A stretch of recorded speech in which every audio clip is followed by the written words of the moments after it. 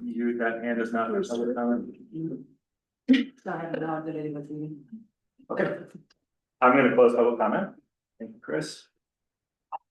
Next, we have some administrative items. We are sitting as the local liquor licensing authority. We have some approvals of marijuana business licenses. Sofa King Wellness Products LLC has. Nanette, would you like me to do all three of these at once, or? Yeah, just want to go through them. So we have renewal of their retail marijuana store license, renewal of the retail marijuana products manufacturer license, and renewal of medical marijuana infused products manufacturer license. That is correct. All the departments have given their approval for the renewals. The application for complete, and they are ready for approval. Colleagues, any comment? Consider them approved. Thank you. Next is the liquor licensing, so we're now sitting as the local liquor licensing authority. Don't forget the XLNY license as well. We're actually back discussing marijuana licensing. XLNY LLC doing business as Made is Shaolin. Renewal of their retail marijuana products manufacturer license. Also, all the departments have indicated approval and given. Let me just restate that. They have reviewed the application and all the departments have given approval for the review. You colleagues, any comment? Consider that approved. Thank you. And now we are sitting as the local liquor licensing authority. We're here to consider approval of renewal of the optional premises liquor license for Clear Creek Skiing Corporation doing business as Loveland Ski Areas. A public hearing and formal action on the following items is only necessary if there is public comment. If there is no public comment, items can be approved administratively by the chairman. And so, I think what we need to say is chairperson. So. I think I'm just gonna start by asking for public comment to determine if there is public comment. We need to open a hearing. Is there any public comment? I'd like to chime in. Rob Goodell, Chief Operating Officer of Loveland Ski Area. This is Alex McConnell, our Food and Beverage Director.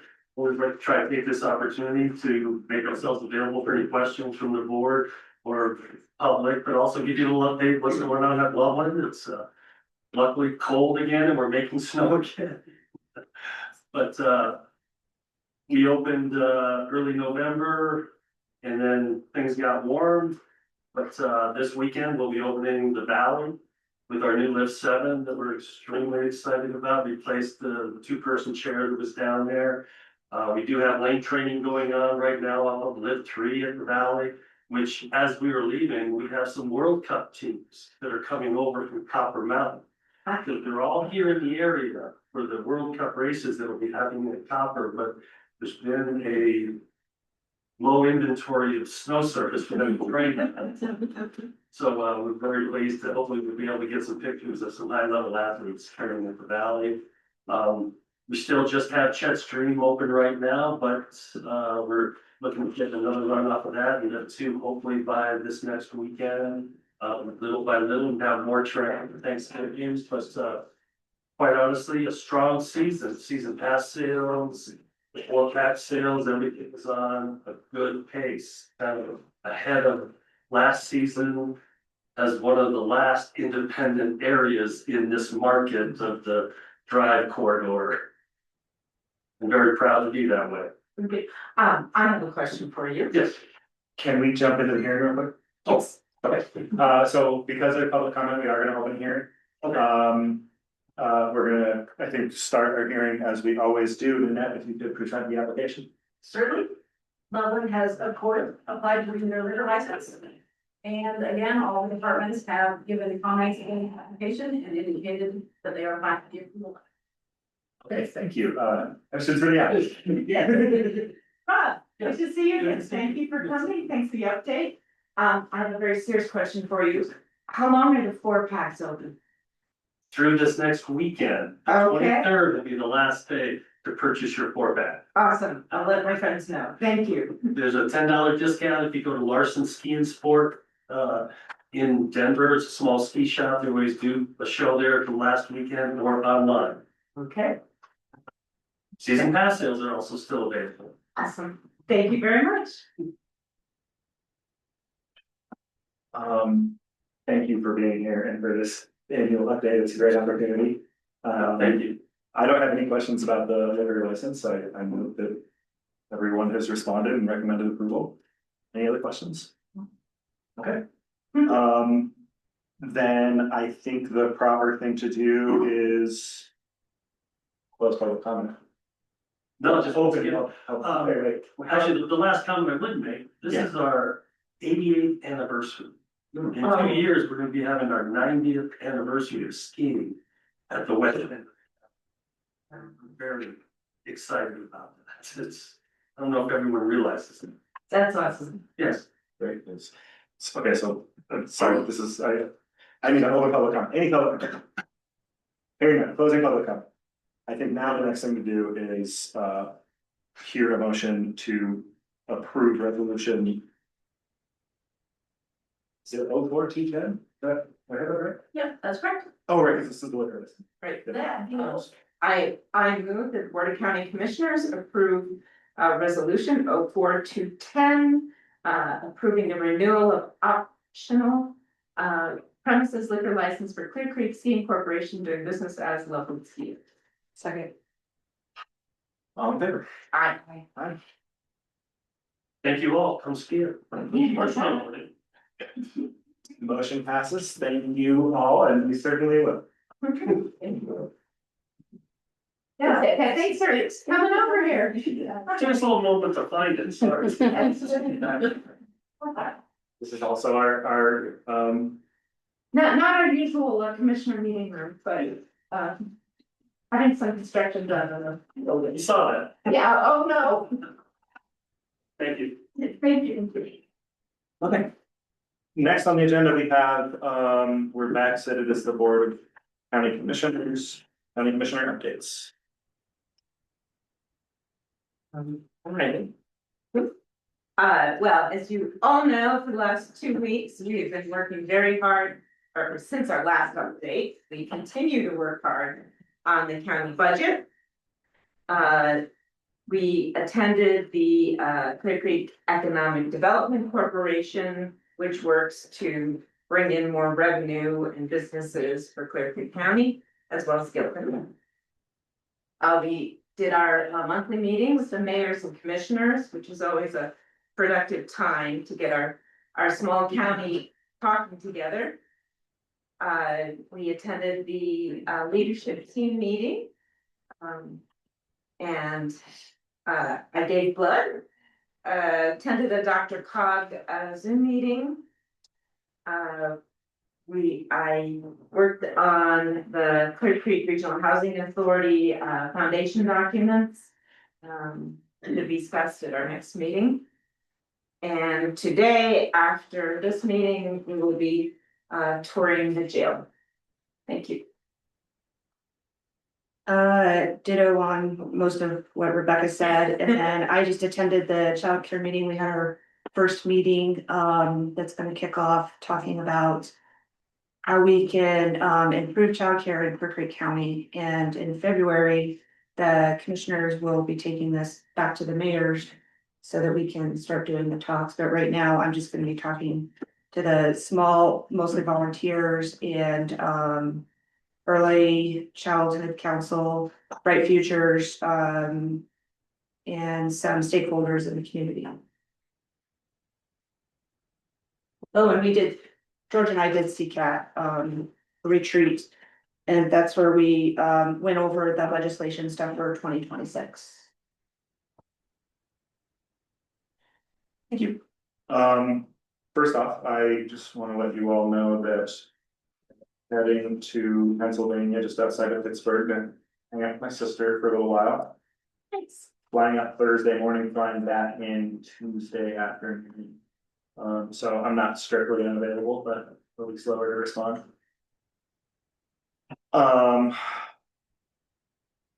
We have been working with Gilpin and Jefferson County to solicit applications for an early childhood As you both know, the update on that is that we have received applications. We got an application from Childcare Innovations, which is sort of the new name of the incumbent council. And we got an application from Jefferson County Public Health. So, I'll be reviewing those applications carefully and scoring them and, you know, providing an update on whatever recommendation comes out. I'll thank everybody that applied. On the CCAT retreat, we accomplished some good things. CCAT has bylaws. We have elected a new chair that is not me. I'm grateful for the organization trusting me to chair it for 2 years, and also grateful to the new chair, Tamara Poe, for taking over. We passed bylaws, which is an important thing for an organization to have, and set our legislative priorities. There is a pending decision about whether the evolving excise tax concept will be a level 1 or a level 2 priority for CPAC. But CPAC will be engaging. I'm working to set up a meeting with the governor and Colton to discuss the rec services tax portion of that proposal. Excellent. George, can you explain the difference between a level 1 and a level 2? Cause I thought that was interesting. Yeah, the CCAT has contract lobbyists. We also have very capable in-house staff. When it's level 1, the in-house staff and the contract lobbyists put in effort at the Capitol. When it's level 2, it is only the in-house staff. So either way, we will have CCAT and be very helpful at the Capitol, and as we map out what stakeholding looks like, we will figure out where it goes. And just a little bit, what's behind that is that there was a proposal at CCI that was very similar, and the body wasn't sure it wanted to name this as a priority until they had clarity about what was going to happen at CCI.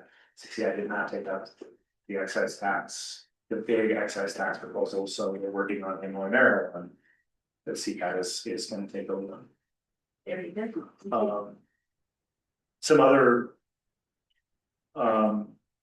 important priorities for CCAT we'll be working on include actually I'm not gonna go through this here because I didn't want to remember part of it. But this will be an exciting session. There's a lot that will be added. And of course, we'll all be conversation about our positions on those items. Then just a bit of good news. I heard yesterday Triad Right Futures applied for a $100,000 grant through the Comus Foundation to work on designing after school and summer childcare programming in Clear Creek County.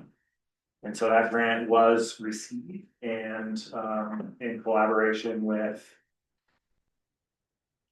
our local nonprofit Expanding Early Learning and Care in Clear Creek County, we'll be taking steps to build a proposal or a program that can work for us. Lastly, I wanted to just make a comment on CCEDC and give you a heads up. What I really have my eye on with the work of the resilience team are priorities that did not show up they weren't discussed in our resilience team, the meeting with all the stakeholders. Those are priorities related to really figuring out which businesses we think we can thrive here and how to attract them. I think that is the core of what we need to accomplish in terms of economic development. The stuff that we were there talking about, childcare, housing, wildfire, food security, like those are things that there are lots of other partners that can own and are owning and are making progress on. And I'm my intention is to watchdog that those items that the CCEDC said, we're gonna do this, we're not gonna discuss this at these roundtables, have significant progress and take the majority of the attention of the Antero group that's been hired to support this work. And so I just wanted you all to know that that's kind of my take on what's coming out of the resilience team. We of course will continue to work on all those other priorities as we were before the resilience team and as we will be long after the resilience team. And the most important thing is to focus on those items really mapping out at a high level our economic future. We all know we need housing, we all know we need healthcare, we all know we need fire mitigation, and those are services provided by local governments. So I will end the rant there. Any comment on any of that, anything else for Commissioner Upton? The only thing is I'm supposed to testify, with the PUC. I'm waiting for my talking points. Public Utilities Commission. I'm understanding that this is about expanding. Was it?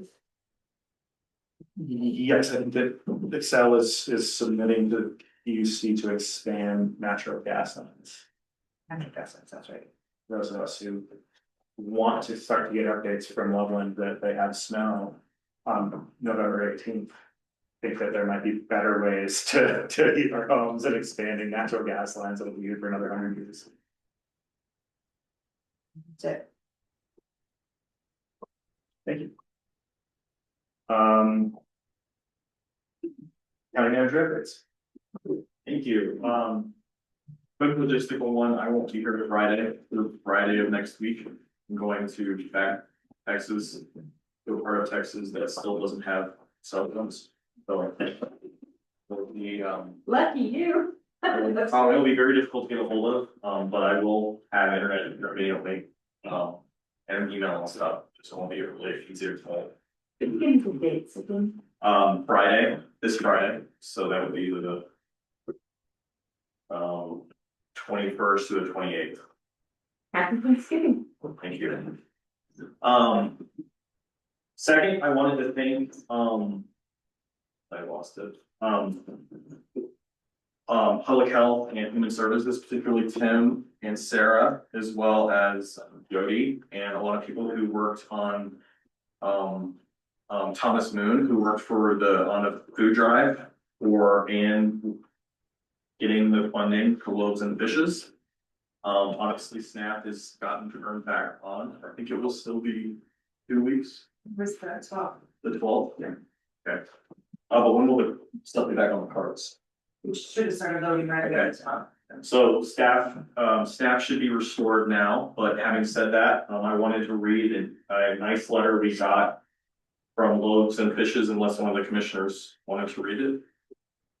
Sounds like, do you want to read it? You guys were working on it? I was good at reading it. Okay. Okay, yeah, I can't pull it up because my mom.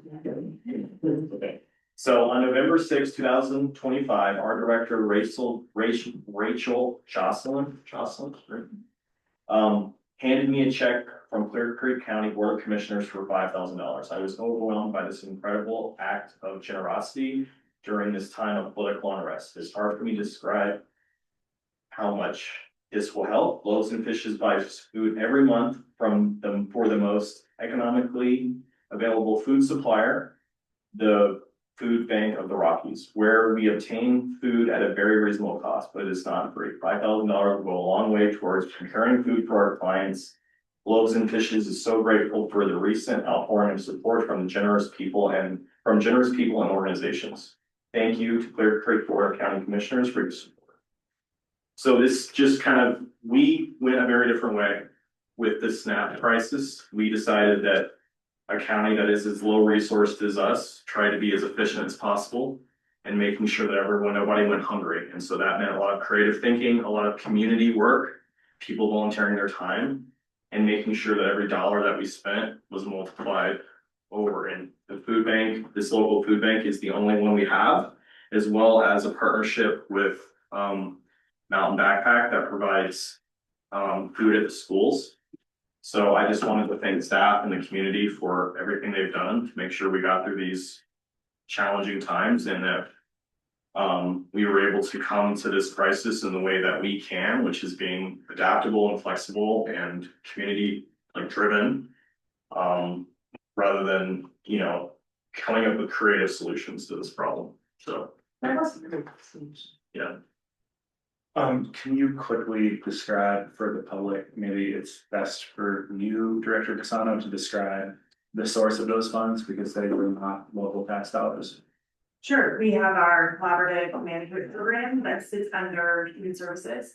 And that program, provides services to families where youth are kind of crossover youth between human services, the judicial system, maybe school, maybe mental health, and every year, based on the work we've done the year prior, we receive incentive funding from the state. So we went back to our oversight group and asked them to vote on whether or not we could use 5,000 of that incentive funding to give to Loaves and Fishes.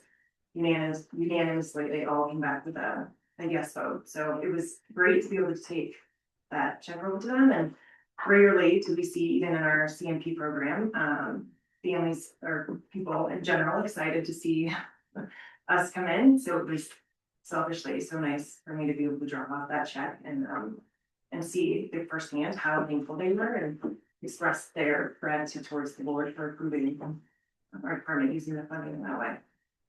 So.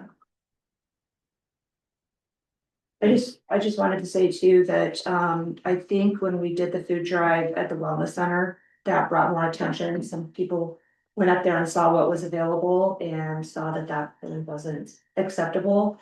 So I know somebody that dropped off more healthier options for people, and I'm assuming that will be a regular thing for that person. So it also brought awareness to a situation that, you know, ongoing, and somebody in the community, and I know Rebecca goes and drops off healthy things as well, so hopefully this will kind of continue into something else. Yeah, I was there one day when a woman was trying to find something for her son. And everything there was carbohydrates. It was potato chips, it was white bread. And so since then, I've been trying to drop off more protein than that. Thank you. Thank you all. It is for me. It was a big deal. I don't wanna. I don't think anybody here is trying to pretend that this like was hard times, you know, adding $5,000 is great and it was needed. And it pales in comparison to what, around $75,000 in spending ability that families would have had access to in November. So I don't want us to forget how tough that was on those families. I know several personally who were very, very challenged. And when your economics are that tight, when your financial situation is that tight, even if you're able to feed yourself for those 2 weeks, it leaves a mark. And so I know we know that as an organization, and I'm proud of us doing what we could and remain pretty vigilant about the need to support programs like this so that our people can be and feel secure. That's all from me. Huge kudos to you, JD, for leading in as the commissioner rep on that work. It was very easy for me to accept that challenge. Anything else? Yeah. As it says, Greg, I think I want to do consent agenda unless you want to break it up. I'm good. Let's keep going.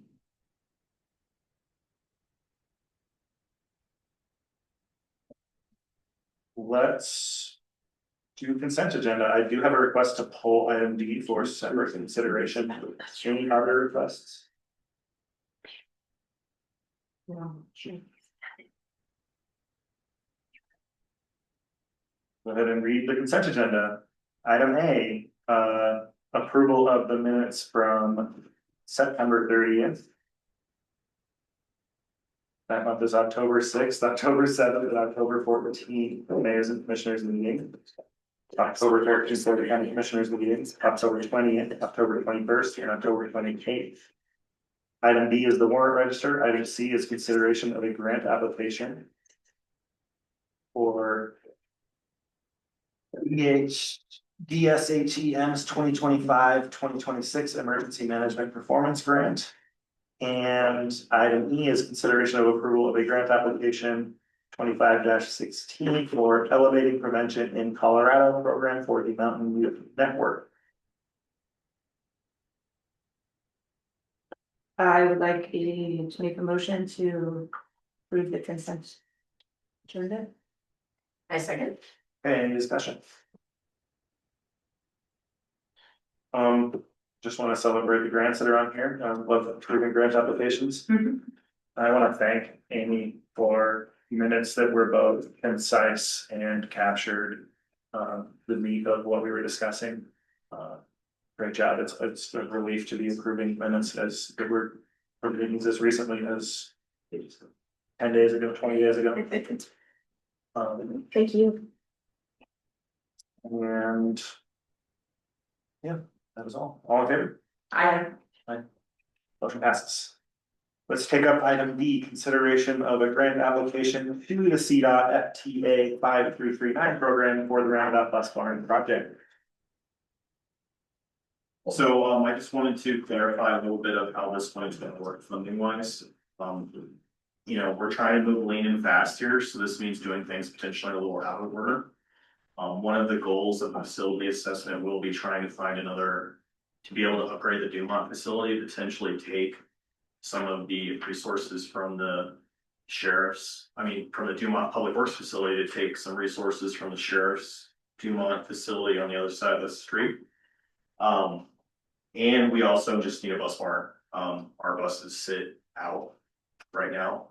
these are the roundabout buses. Yes, it's the roundabout buses. So while there is CDOT and federal multimodal funding available, we want to make sure that we go after it. So how this will work potentially is that match will either need to be a supplement, which will then be paid back by the sale of a facility, or hopefully we'll have sold a facility right now to be able to make that match when it comes in. So we're committing to the match now, because it would be nice to consolidate resources and this is one way that we can do it cheaper than building our own. I read through this, but I missed the amount. $200,000 is the grant application request, and our match is 20% of that, 1,000. Right, thank you. I read in the memo, it's not. This is not, the match is not budgeted for. No, it's not. And so that's why I wanted to make sure that it's clear that we're doing this as part of that like capital cycle, but because the grant application is due before we'll actually have a final assessment, but we're fairly confident that we're gonna need to look at the public works facility in a very big way to utilize that as efficiently as possible. So we're hoping that whatever capital comes back either off a return or as a debit against a future sale, we will pay back the general fund once we liquidate the facility, and this could help facilitate liquidating a third facility. Spending, my 2 cents is spending 40,000 to get 200. Sounds like a good thing to do. I agree wholeheartedly. You know, consistent disapproval, I think. You know, if there's confidence that the board would, you know, even if it comes to a supplemental appropriation of $40,000, meet the pressure of the grant. And colleagues, some of what's alluded to in that memo are things that have long been fairly acute needs with that facility. The bus washout is not a small deal, it's a big deal. Like there's a lot of things over there that are a big deal that I've been hearing about my whole time in office. So opportunity for a lot of things. Any other comment? Question? We're ready for a motion? I would like to make a motion, to accept item D, consideration of grant application to the CDOT FTA 5239 program for the Roundabout Bus Barn. I second. All there.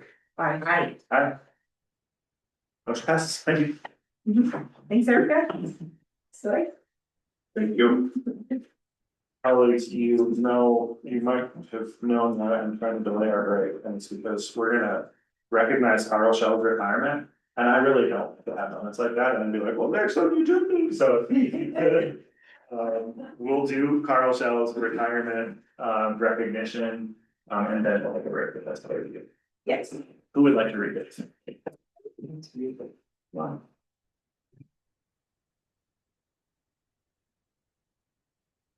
Resolution 25-66.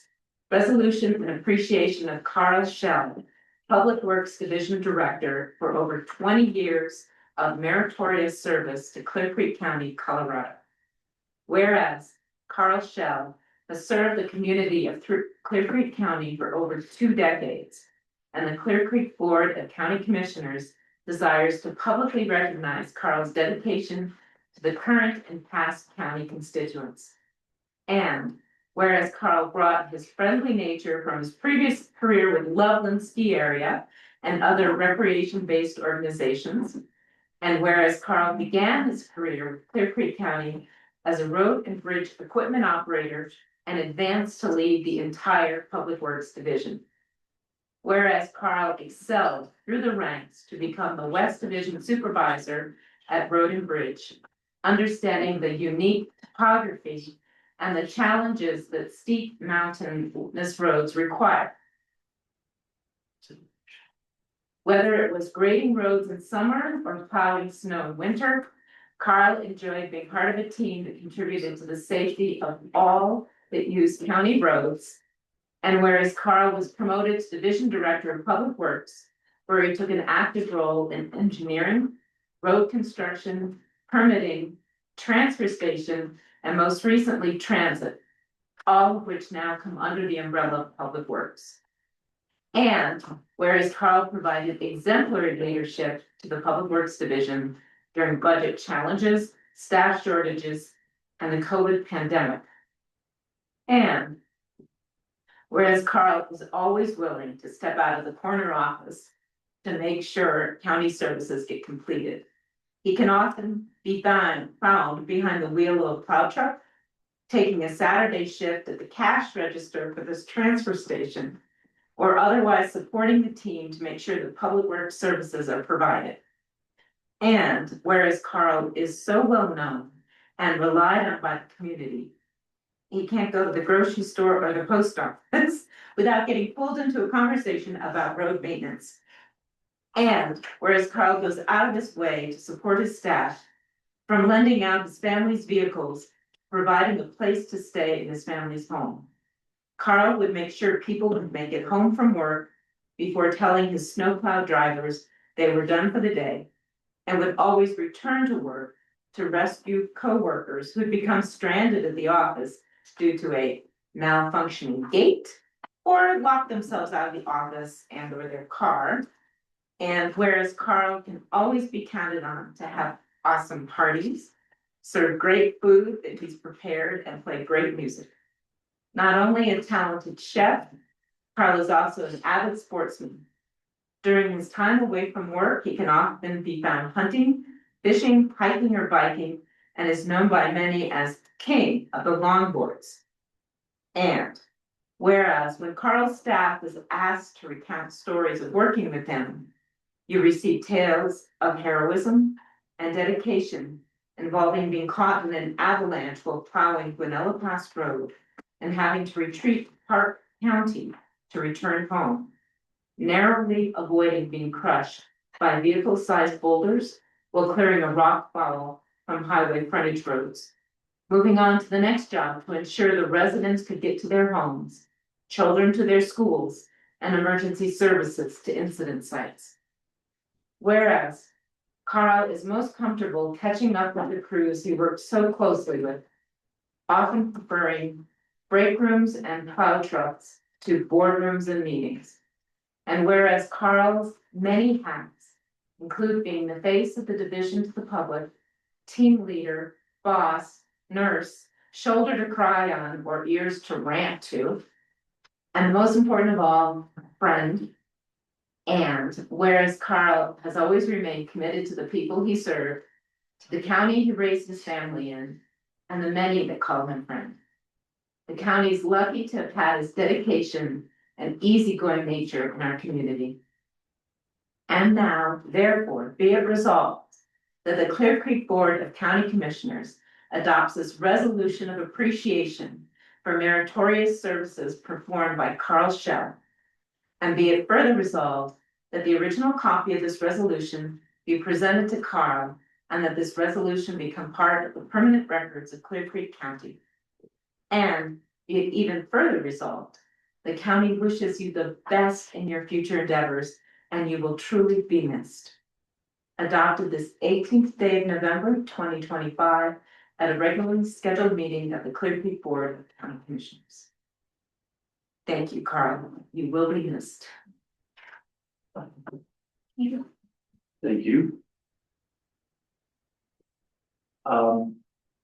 Colleagues, let's just offer the room if anybody has anything to say, and then maybe we can make some comments and we can just like try to build the pressure on Carl as much as possible. Anybody in the room have anything to add? Well, I do. Carl's son and our son were on the ski team together. And we would spend many days out in the cold, encouraging our kids to do their best and have fun. And one of the first times Carl came to testify before the Clear Creek County Board of County Commissioners, he said, "I'm really intimidated by you all." I'm like, how can you be intimidated when we were both freezing on the ski hill, supporting our kids? So I've always appreciated you and thank you for everything you've done for the county. Thank you.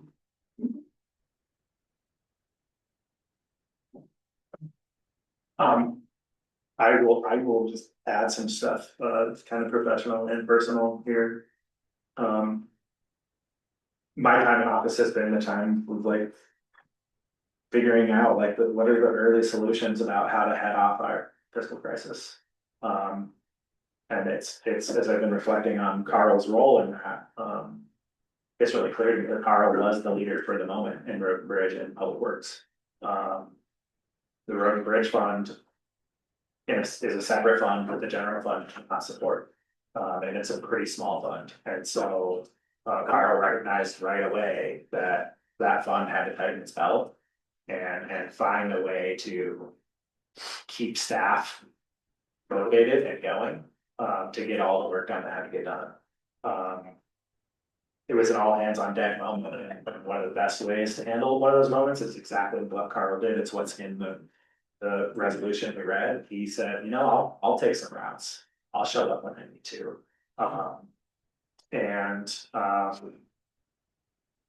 It was one of the first divisions to really take the revenue loss seriously, and act decisively to find efficiencies, right-size services, and balance their budget.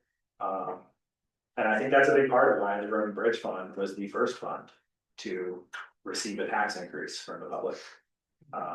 Road and Bridge obviously is a crucial service, and that's part of it. But I think that the trust had been built by the directness and honesty that started at Carl, but made it all the way down his team about, look, y'all, if you want to see better services on your roads, this is what it's going to take.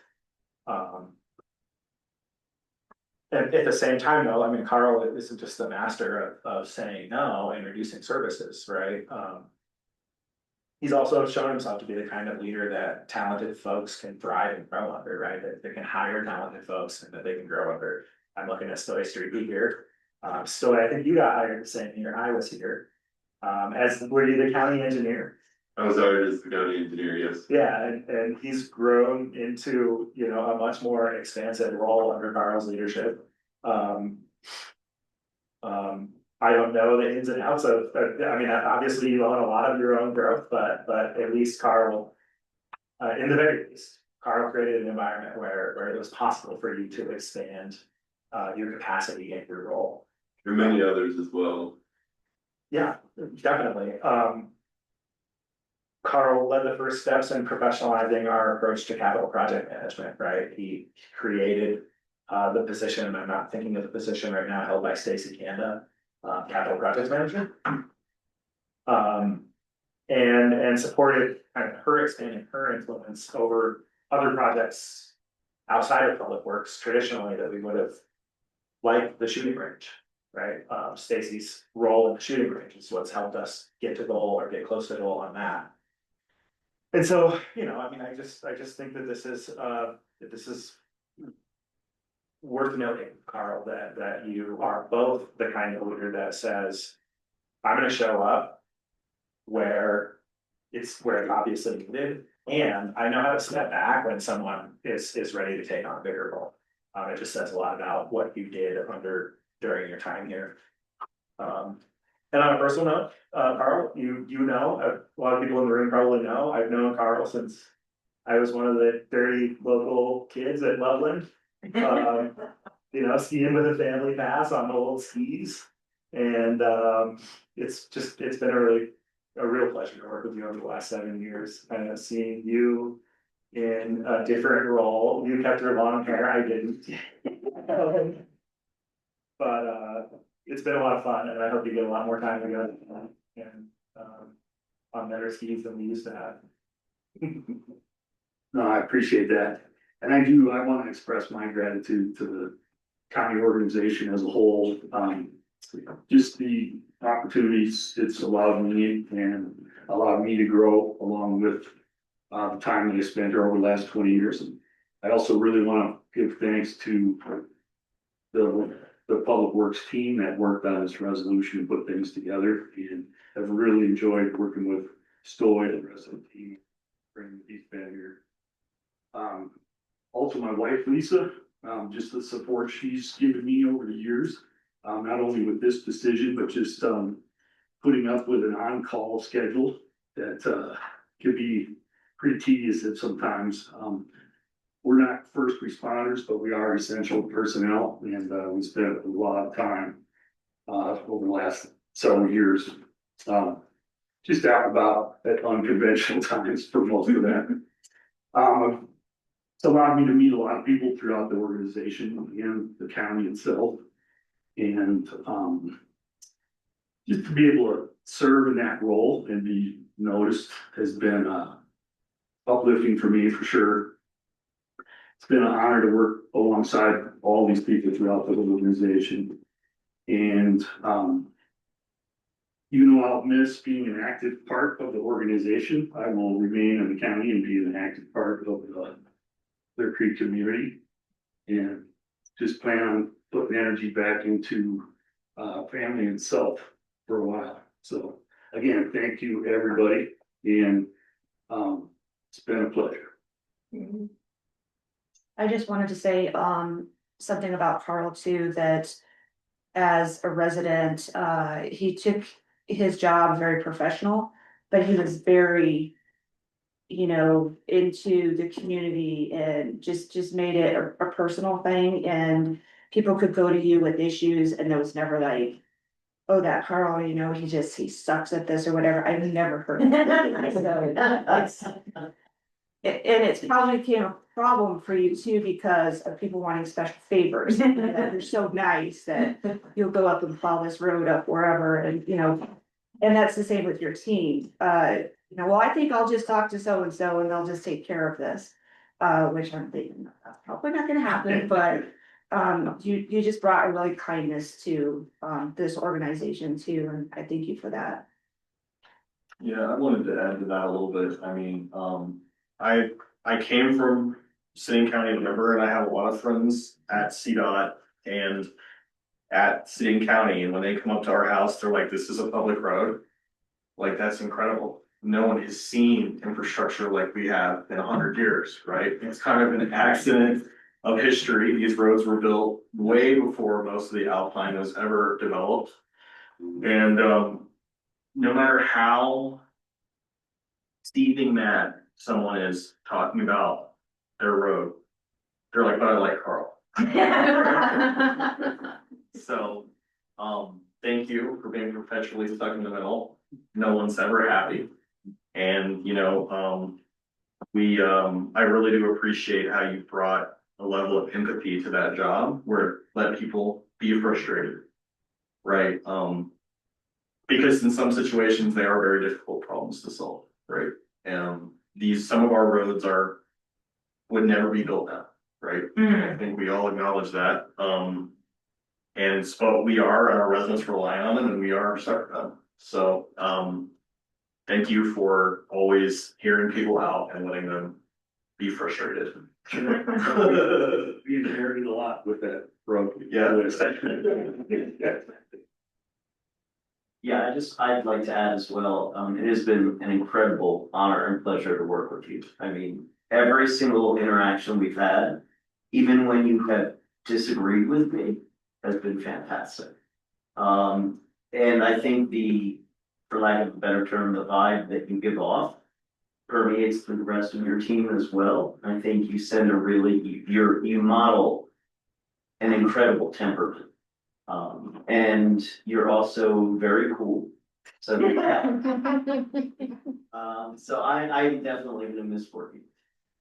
Fortunately, Stoy is here, but I will miss this team like that. Appreciate that.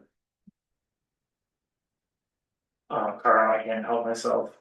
You mentioned your wife who continues to work with the county. And my hope is that you don't start to lobby her to retire because we also really value her.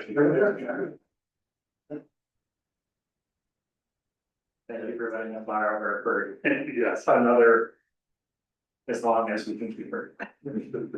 And, okay, so I have one more point. You also worked with my husband when he was filling out Tom Hayden's term of the Board of County Commissioners. And he spoke so highly of you. So when I first met you at the high school and everything, I'm like, oh yeah, he's great. And so I was looking forward to working with you, and I'm glad I at least had 10 months of working with you. So thank you. Thank you all. Yay.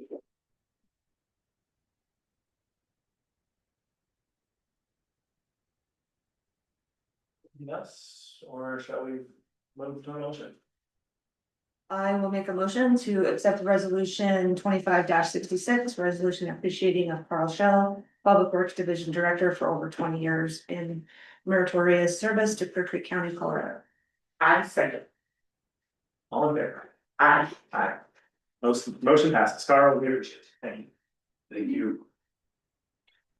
And with that, let's take a break, Alex. Back in 9:45, sound okay? Yep.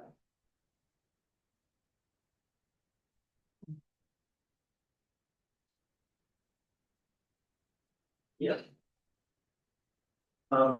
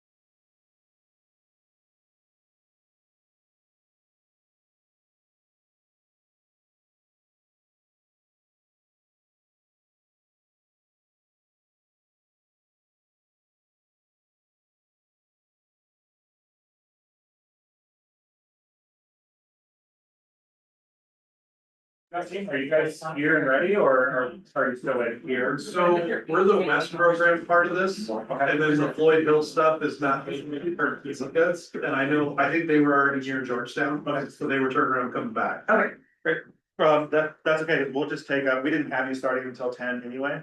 We'll just take up item 9. If we can get back on the record. We are?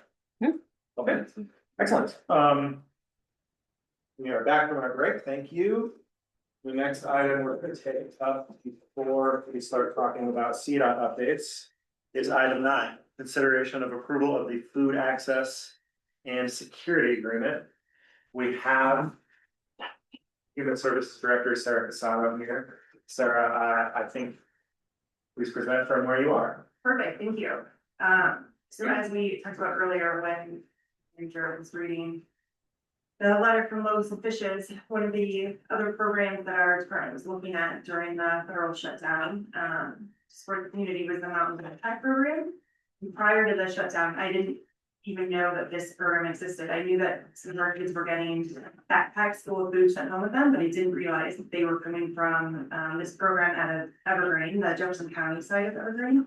And for years now, they've been providing for students that are experiencing food insecurity with backpacks for the weekend. And the backpacks include enough food for 3 meals a day for the entire weekend, so Friday, Saturday, and Sunday.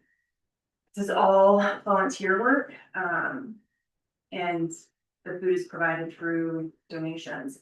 So in learning about this program, I had a conversation with their the president of their board, and it just sounded like a great opportunity for our department to use some of our TNF funding that's like federal funding that we oftentimes don't spend it all during the year.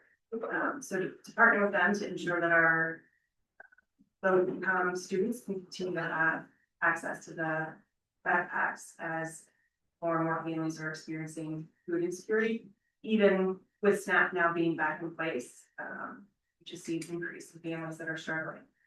So I'd like to use some of our TNF funding to help the backpack program. So it would just be $10 a backpack per week, and they serve about 60 students, so $600 a week just during the school year.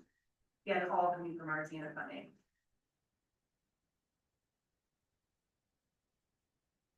Thank you. Alex, questions? I just have a question. So when you say Jefferson County was providing those, was that to Georgetown charter school too, or just the East End schools, or? No, all of the schools. And it's not, the program isn't through like Jefferson County Human Services, it's the Mountain Backpack Program, it's just based out of Jefferson. Right. But they provide the service also to the schools. So how would this change, Clear Creek doing this now? Would they be getting more, or would they just not be providing it anymore, or we would just be funding it? We're just helping fund it Okay, to ensure that they continue providing this service in Clear Creek County. okay. That sounds great. I can't believe it's 60 kids out of our, 500 kids, so the 10%. That's a good question. I don't know if the enrollment. Do parents sign them up? It sounds like the school, they just coordinate with the school, so the school tells them about how many students they want to provide those backpacks to, and then there's a school nurse that goes every Thursday, every day, picks up the backpack and then delivers that to each school. But through this program, the school will send home an eligibility form for parents to fill out, so you can show that these families qualify for TNF. Okay.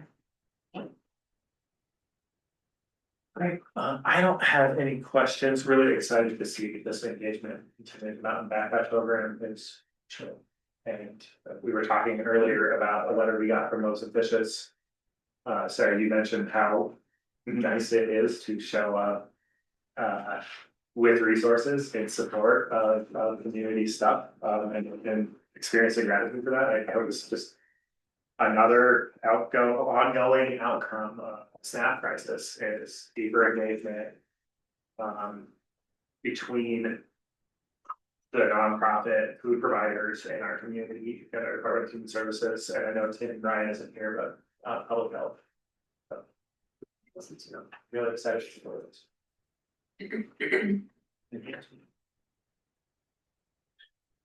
Okay, I think we're ready for a motion. I would like to make a motion, would you say the MOU, is that what you? Is that what we're calling the action, is the MOU between Clear Creek County and the Mountain Backpack Program? That would be. So I would like to make a motion for the MOU between Clear Creek County and the Mountain Backpack Program Be approved. to be approved. I second. All in favor? Aye. Aye. Thank you. Motion passes.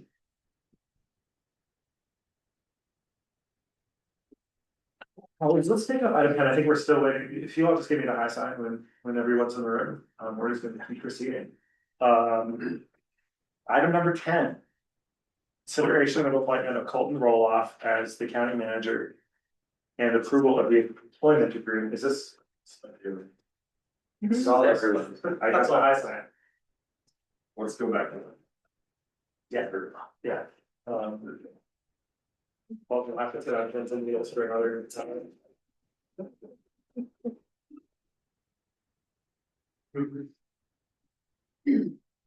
So we have our friends with CDOT in the room. Thank you for finding us. We are in Clear Creek County's EOC at the Fire Authority building, Clear Creek Fire Authority building. I think what I'm gonna do, this is a work session, right? We have updates from CDOT on I-70 Floyd Hill construction, rock scaling, blasting, and general transportation related topics. Let's do a round of introductions, and then I think I will hand it to Commissioner Lloyd to make any opening comments. If we can start with the CDOT team. Well, can you start with me? We can start with you. Okay, because Cindy Neely, you're one of your representatives to CDOT in lots of different ways. You have two different teams here, so I would wish to not get that confused by simply running down the list of names here. We are welcoming the Floyd Hill team, and the Floyd Hill team is Kurt Kianka, who is the project manager, and Matt Hogan, who is Kramer's project manager on site. The Floyd Hill project is a project within the Region 1, of course, but it is its own distinct team. And then we have, they will have to name themselves. We have the team in West program, which is the portion of Region 1 that deals with us. So maybe if we start at this end, so you know who's who. Yeah, Matt Hogan, Kramer America Project Manager, thank you. Hi, Commissioners, Kurt Kianka, CDOT Floyd Hill Project Director. I'm Adam Godfrey. I'm an environmental project manager for Region 1, so I work with both West Program and Floyd Hill Project. I'm Jeff Hampton, I'm a resident engineer in West Program, I oversee the I-70 Mountain Corridor. Hi, I'm Matt Smith. I'm a resident engineer at Western Program and I manage a design there. Hi, good morning. My name is Gianna Breen and I am the program engineer out of West Program. Thank you. Let's go with our staff. Just so you know, the presentation, as Cindy was starting to say, I think, is two parts. We have, so we have two slide decks. Which one are we starting with? With Floyd Hill. Okay, so, If we could just yeah, have our staff introduce themselves. oh, Anybody that feels like you need to state your name here so they know who you're working with. I'm Peter Lichtman, I'm a county attorney, and Jeff and I have been communicating quite a lot. I'm Cole Roloff, I'm the interim county manager. Soon to be county manager. I've been voted on. I'm Rebecca Lloyd. You look familiar from I-70 Coalition, collaborative effort meetings. Thank you. So Can I ask you, I don't know if these folks know you or not, but I think that you're gonna be our interim public works director pretty quickly here. Thank you. Yes, I'm Troy Streetby, currently county engineer, assistant public works director, and I have worked with most all of you, for the past several years. It's good to see you again. Carl's seat isn't even cold and. And you all know Carl, and we did any last minute favors, you know. Well, okay, our name tags are here, but I'll just start from the board. I'm George Marlin. I'm a commissioner at Granby Central District. And I'm Jody Hartman Ball, commissioner from the District 3, which is the side from St. Mary's, all the way to Bakersville. And my district is Floyd Hill and points east. So I get to drive Floyd Hill every day. Now you all know Rebecca. Commissioner Lloyd, do you have any comments that you want to open with, or should we? Well, yeah. Just thank you very much for coming. We look forward to your presentations. Who are we starting with? So, yeah, I'm in the Zoom meeting and, if you could promote me so that I can share. We have a PDF version of our PowerPoint and we have videos, some quick videos from Rockfest. We give a wildlife video, that we would like to present. There an opportunity. To the extent of the volume, that would be good. Yes.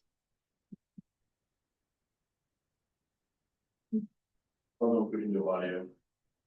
Then I will try to do my best to narrate. Sorry, putting the speakers on my mic. Let's make sure there's not audio. The PDFs are in the backup in the agenda folder, so you at least, the board can refer to them that way. Let me know if you got the.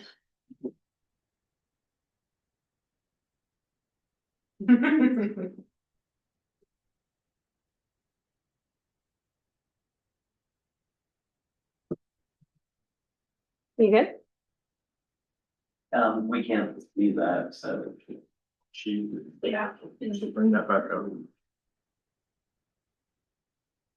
It will work. It will not present. Yeah. All right. Well, thank you, commissioners, for having us back again. Had a quick presentation here about Floyd Hill. Just kind of a project update. We're walking through some of the things to expect coming up here. Just a quick review of what the Floyd Hill project is. It is that improvement of the 8 miles of I-70 from exit 241 to 248. Construction began in July 2023. We have a phase completion westbound I-70 being its new alignment by the end of 2027. Eastbound will be in its final alignment by the end of 2028, and then the project will wrap up in 2029. So hit some big milestones here recently, especially if you drive it, you notice you're on new asphalt in the eastern portion of the project. We're pretty substantially complete for the north or the easternmost 3 miles of the project. It is in its final alignment, so you can really see what the configuration of future I-70 will be. The future tolled express lane in the westbound direction. There's space there for it. We didn't stripe it in because we didn't want to drop it down that 6% grade of I-70 of traffic. So we left that out until we complete the central and western sections of I-70. You notice we have done a lot of traffic shifts in the last several weeks and months. We're in this new configuration. This is a configuration that we're going to be in over the winter. Push traffic away from Clear Creek. That opens up space to really start construction of the future viaduct there for westbound I-70. And then we're continuing to work on the western section as well. The new alignment allows for the future eastbound extended on-ramp. So we're going to start work on that portion. You can see it's actually that is striped in that easternmost 3 miles. And then really a lot of the work now is focused on the structures. Got a lot of good work complete on the project. We've over 150 rock blasts, over 600,000 tons of rock has been removed as part of the project. We paved over 28,000 tons of asphalt, which represents 5.5 lane miles of I-70. We've done a lot of work for our wildlife mitigation. We've installed over 2 miles of wildlife fencing as part of the project. And then we completed the I-70 wildlife underpass near Genesee. And installed a lot of wildlife fencing there as well. And a really cool video to show you wildlife actually using the wildlife underpass. We've installed 7,000 linear feet of drainage pipe to improve drainage in the area, and 105,000 square feet of those sculpted shotcrete walls that look really great. They're retaining walls, and you hardly notice them, or I hardly notice them when I drive up I-70. So this is a video of the Genesee wildlife underpass. There's a couple other ones in here as well, but this is animals using the wildlife underpass. So it's got some deer, some elk, some out there. Is this the part you were gonna narrate? No, It's nice to hear you. Yeah, so there is no sound on this one, right? Here, because there is sound, if you run it, that means I will have to narrate later, so I'll see one. Oh. But here's the cute coyote, that's the cute coyotes right here, they're adorable as they play underneath of it, I can narrate. Deer. Mule deer running away from the hunters. Then we get a little bobcat, I think, next, coming up soon. Those will be hot.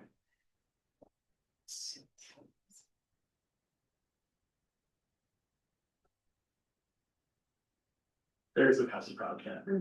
Playing with a mouse. Are we the first state to do something like this? No. Okay, I was gonna say, Rita, yeah. We just do it better. We do, and I think, videos like that really show the benefit to it. Those are all animals that would be going across I-70, that, risk to them and a risk to everybody, driving along there, and to have the wildlife fencing and its benefits. It's great, so. Just a quick comment, the video makes me really enthusiastic to see us build Summit Clear Creek County. Is this the right time for a question about when we'll see Summit Clear Creek County? Yep, great. When are we gonna see Summit Clear Creek County? So as part of CDOT's 10-year plan, and I think folks have come up and talked about it, we are recommending including the Empire Wildlife overpass in CDOT's 10-year plan. So that will go to our commissioners, transportation commissioners, for the update for that, but So you said overpass versus underpass? it is, that was an overpass, it just works out better there, and that's for the big orange sheep, Abby, you probably need to talk more about this stuff. Got it, you nailed it. Do you wanna take rock class? Yeah, I'll take the rest of the presentation from here. So that's the answer on the wildlife. But yeah, so what to expect moving forward, obviously, we are still blasting rock out there. Anybody that's driven the corridor has seen the west cut continue to come down. We will be blasting through the end of 2026. With the caveat that we'll actually be mostly done with blasting by Memorial Day, if we do our jobs right this winter.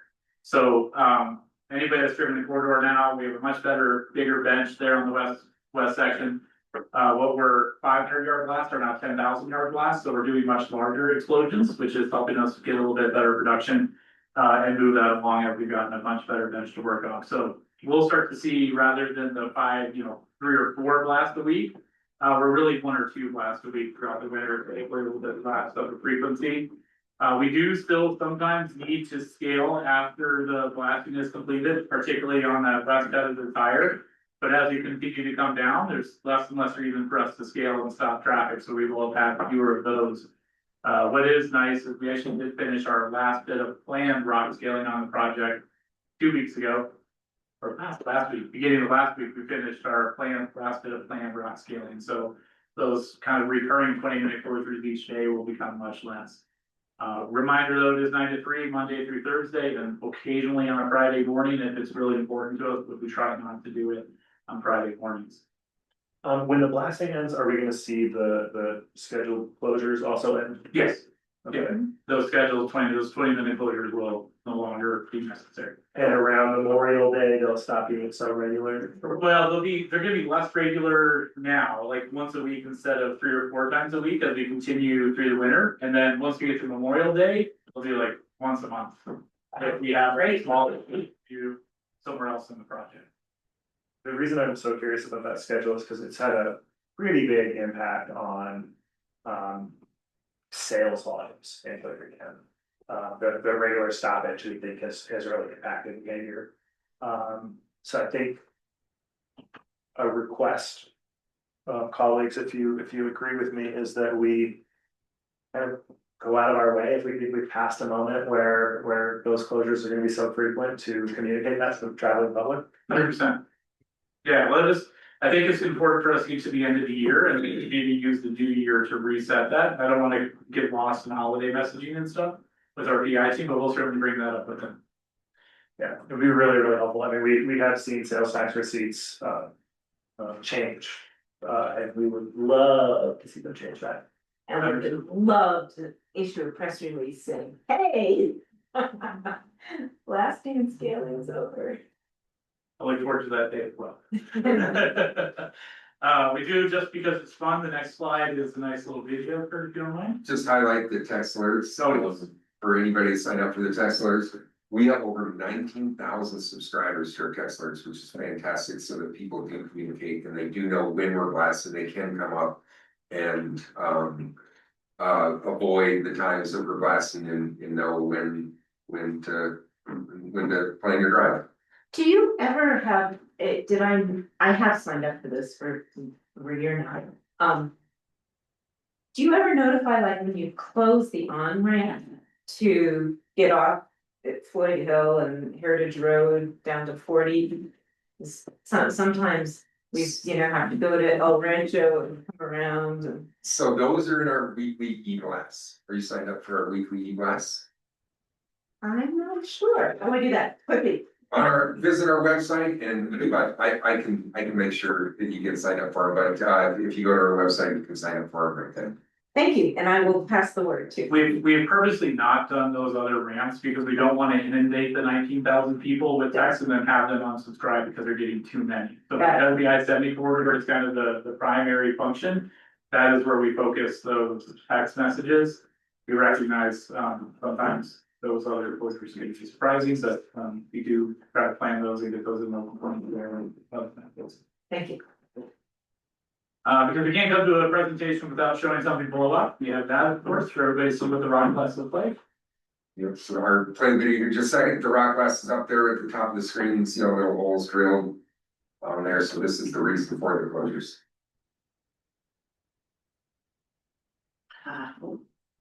And that's just a little guy, compared to what we're doing now. Wow.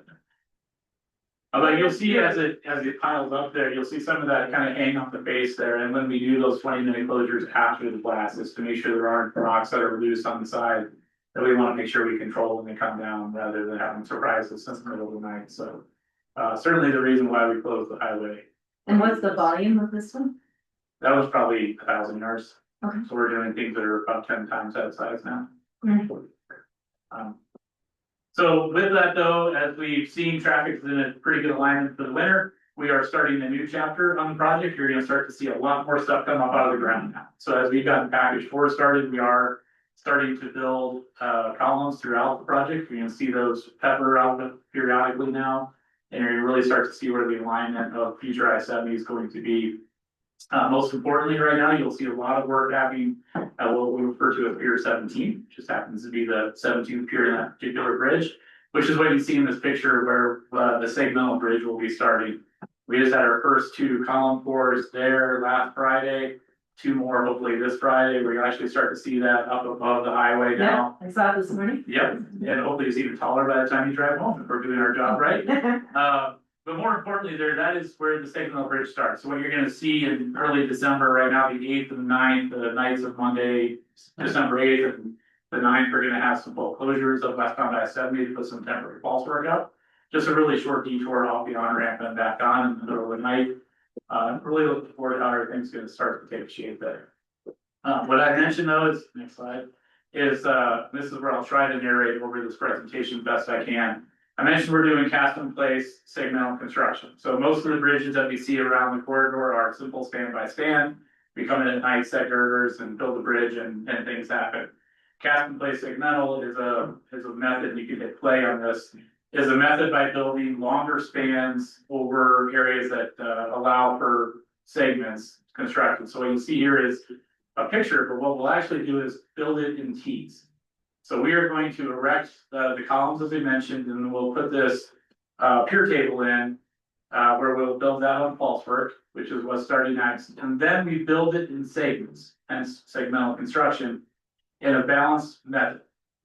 So we'll start and you do one segment on one side and then build a segment on the next side as the bridge extends itself out in two directions. This is what it'll look like once we get the pier table. So we'll have these form travelers that we will install on the pier table. They will hang over live traffic, they will have netting around them, and this will allow us to work over live traffic, minimizing closures on I-70 and allow us to function the bridge. So this gets done in segments.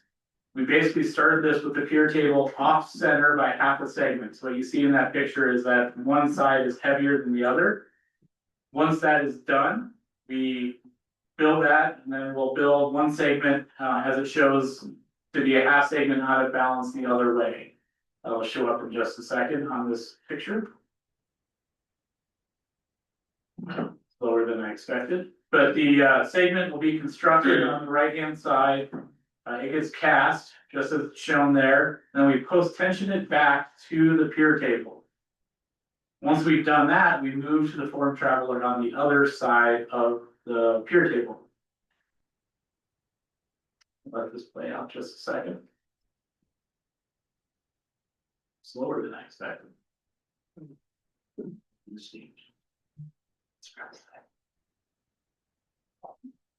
Yeah, so we'll move into the second side of this, second cast, and we repeat this cycle throughout. You might want to fast forward, this is slower than it normally does. So we'll continue that cycle all the way until it creates one large T that is approximately 300 feet long. And it just balances off of that middle section. So we'll end up with that T that you see on the top. And eventually we build 3 of those that get connected by closure cores and some backspan false work that ties these things together.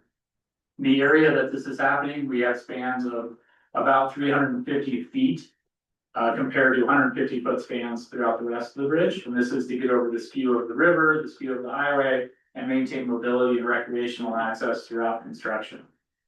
So it's a bit more unique method of construction, but something we work through the CSS process with to really develop a long span, attractive bridge that is functional for this corridor while we maintain mobility.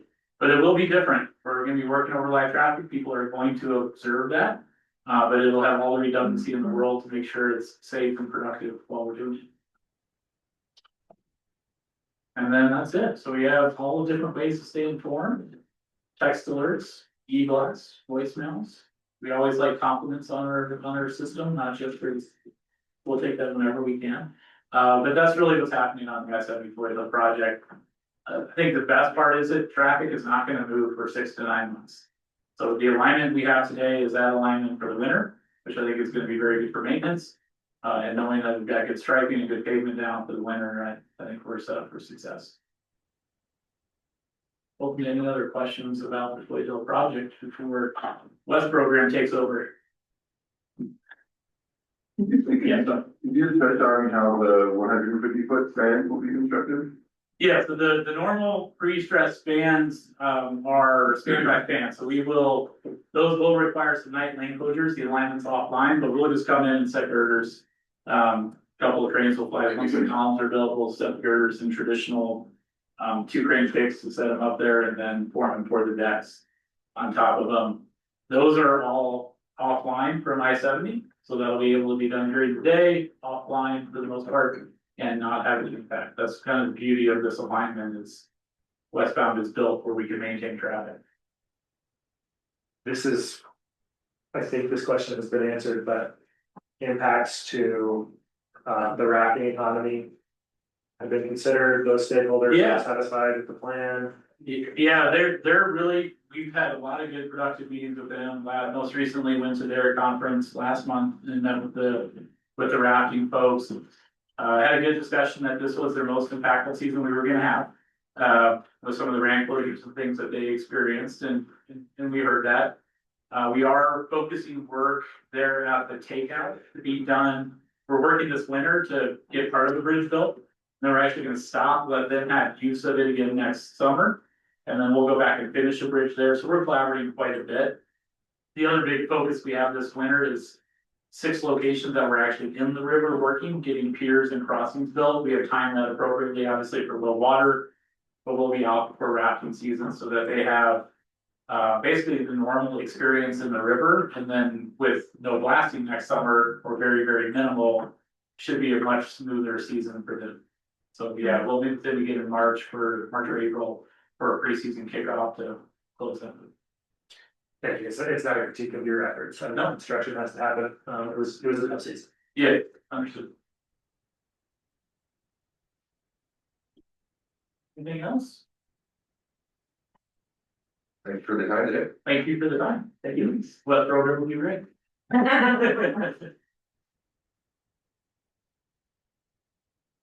Who am I promoting next? The presentation, The West program. who's online? What's that? I think that one you can share. Okay. Oh, Yeah, yeah, it's just be PDFs. yeah. We don't have any cool videos, sorry. Absolutely, nice meeting you. Yeah. Good Good seeing to you. see you, thanks.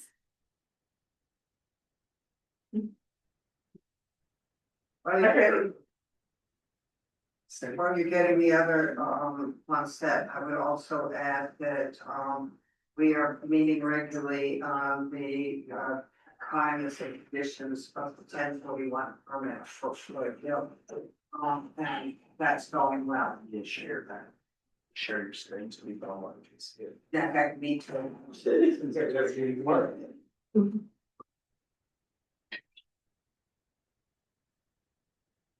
Yeah. Abby is watching the environmental. Very great. It's mostly very good. She got a different. But, you know, we should back. Awesome. It's quick. Oh, it's a good place.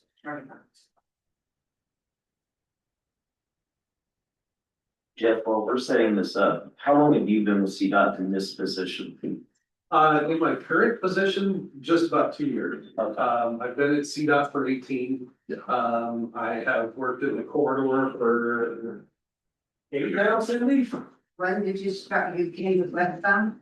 I was at the end of design of Westbound, yeah. Yeah. So I think that was 2018. Yes, yeah. So. I came in, I ran the Westbound PPSL project. Got to know Cindy and Joanne real well. You know, a lot of time with the county commissioners then. I think Commissioner Marlin, you came in towards the tail end of that project. Yep, so, and then obviously working with Idaho Springs and everybody, so. I'm well versed in what happens in this corridor. I was actually on the Floyd Hill project for a couple of years before taking this position, so. I know what they got going on as well, and I also, my position, just to kind of finish that introduction. I have I-70 from Morrison to Eisenhower.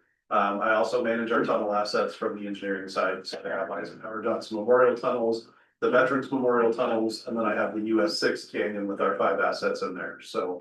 A little bit of everything, I like the challenge. Well, I appreciated the tour of the Eisenhower Johnson Memorial Tunnel. You Abby for setting that up? That was with Paul, right? Yeah. Yeah. Yeah. I had conflicts that day, I'd been up there. Gotta drop off some donuts or something. So, Jana, you want to get us started? Sure. Jana's the boss lady in this program, so we answer to her. Yeah, you picked us up well, thank you for having us this morning. As far as introductions, I'll continue on and let Matt go, but I am the program engineer out at West Program. I've been at CDOT for a little bit over 20 years. I've been on this corridor for a little over 11, and in this current role for just about 3 years now. And so that is my background. Matt, do you want to go ahead? Sure. So I've been with CDOT for about 6 years, going on 7 here, and in this current role, about 1.5 years. As Jeff mentioned, he's got I-70 through Clear Creek County. I oversee the more minor highways, 40, 105, 5. So, yeah. All right, and then just to cover the rest of our agenda today, we're gonna go briefly through our organizational structure, both at the statewide level, regional level. We'll talk about roles and responsibilities, how we relate with other departments at CDOT, what some of our goals are, long-term and short-term, what our relationship is with the CDOT 10-year plan, and we'll talk a little bit about mutual understanding for the CSS project or process. So what you're seeing here is a map that goes over our statewide structure. You'll see that we have 5 regions within CDOT. We are at the Front Range metro area in Region 1. So Region 1 comprises of 8 counties. And Clear Creek is one of them, obviously. Next slide.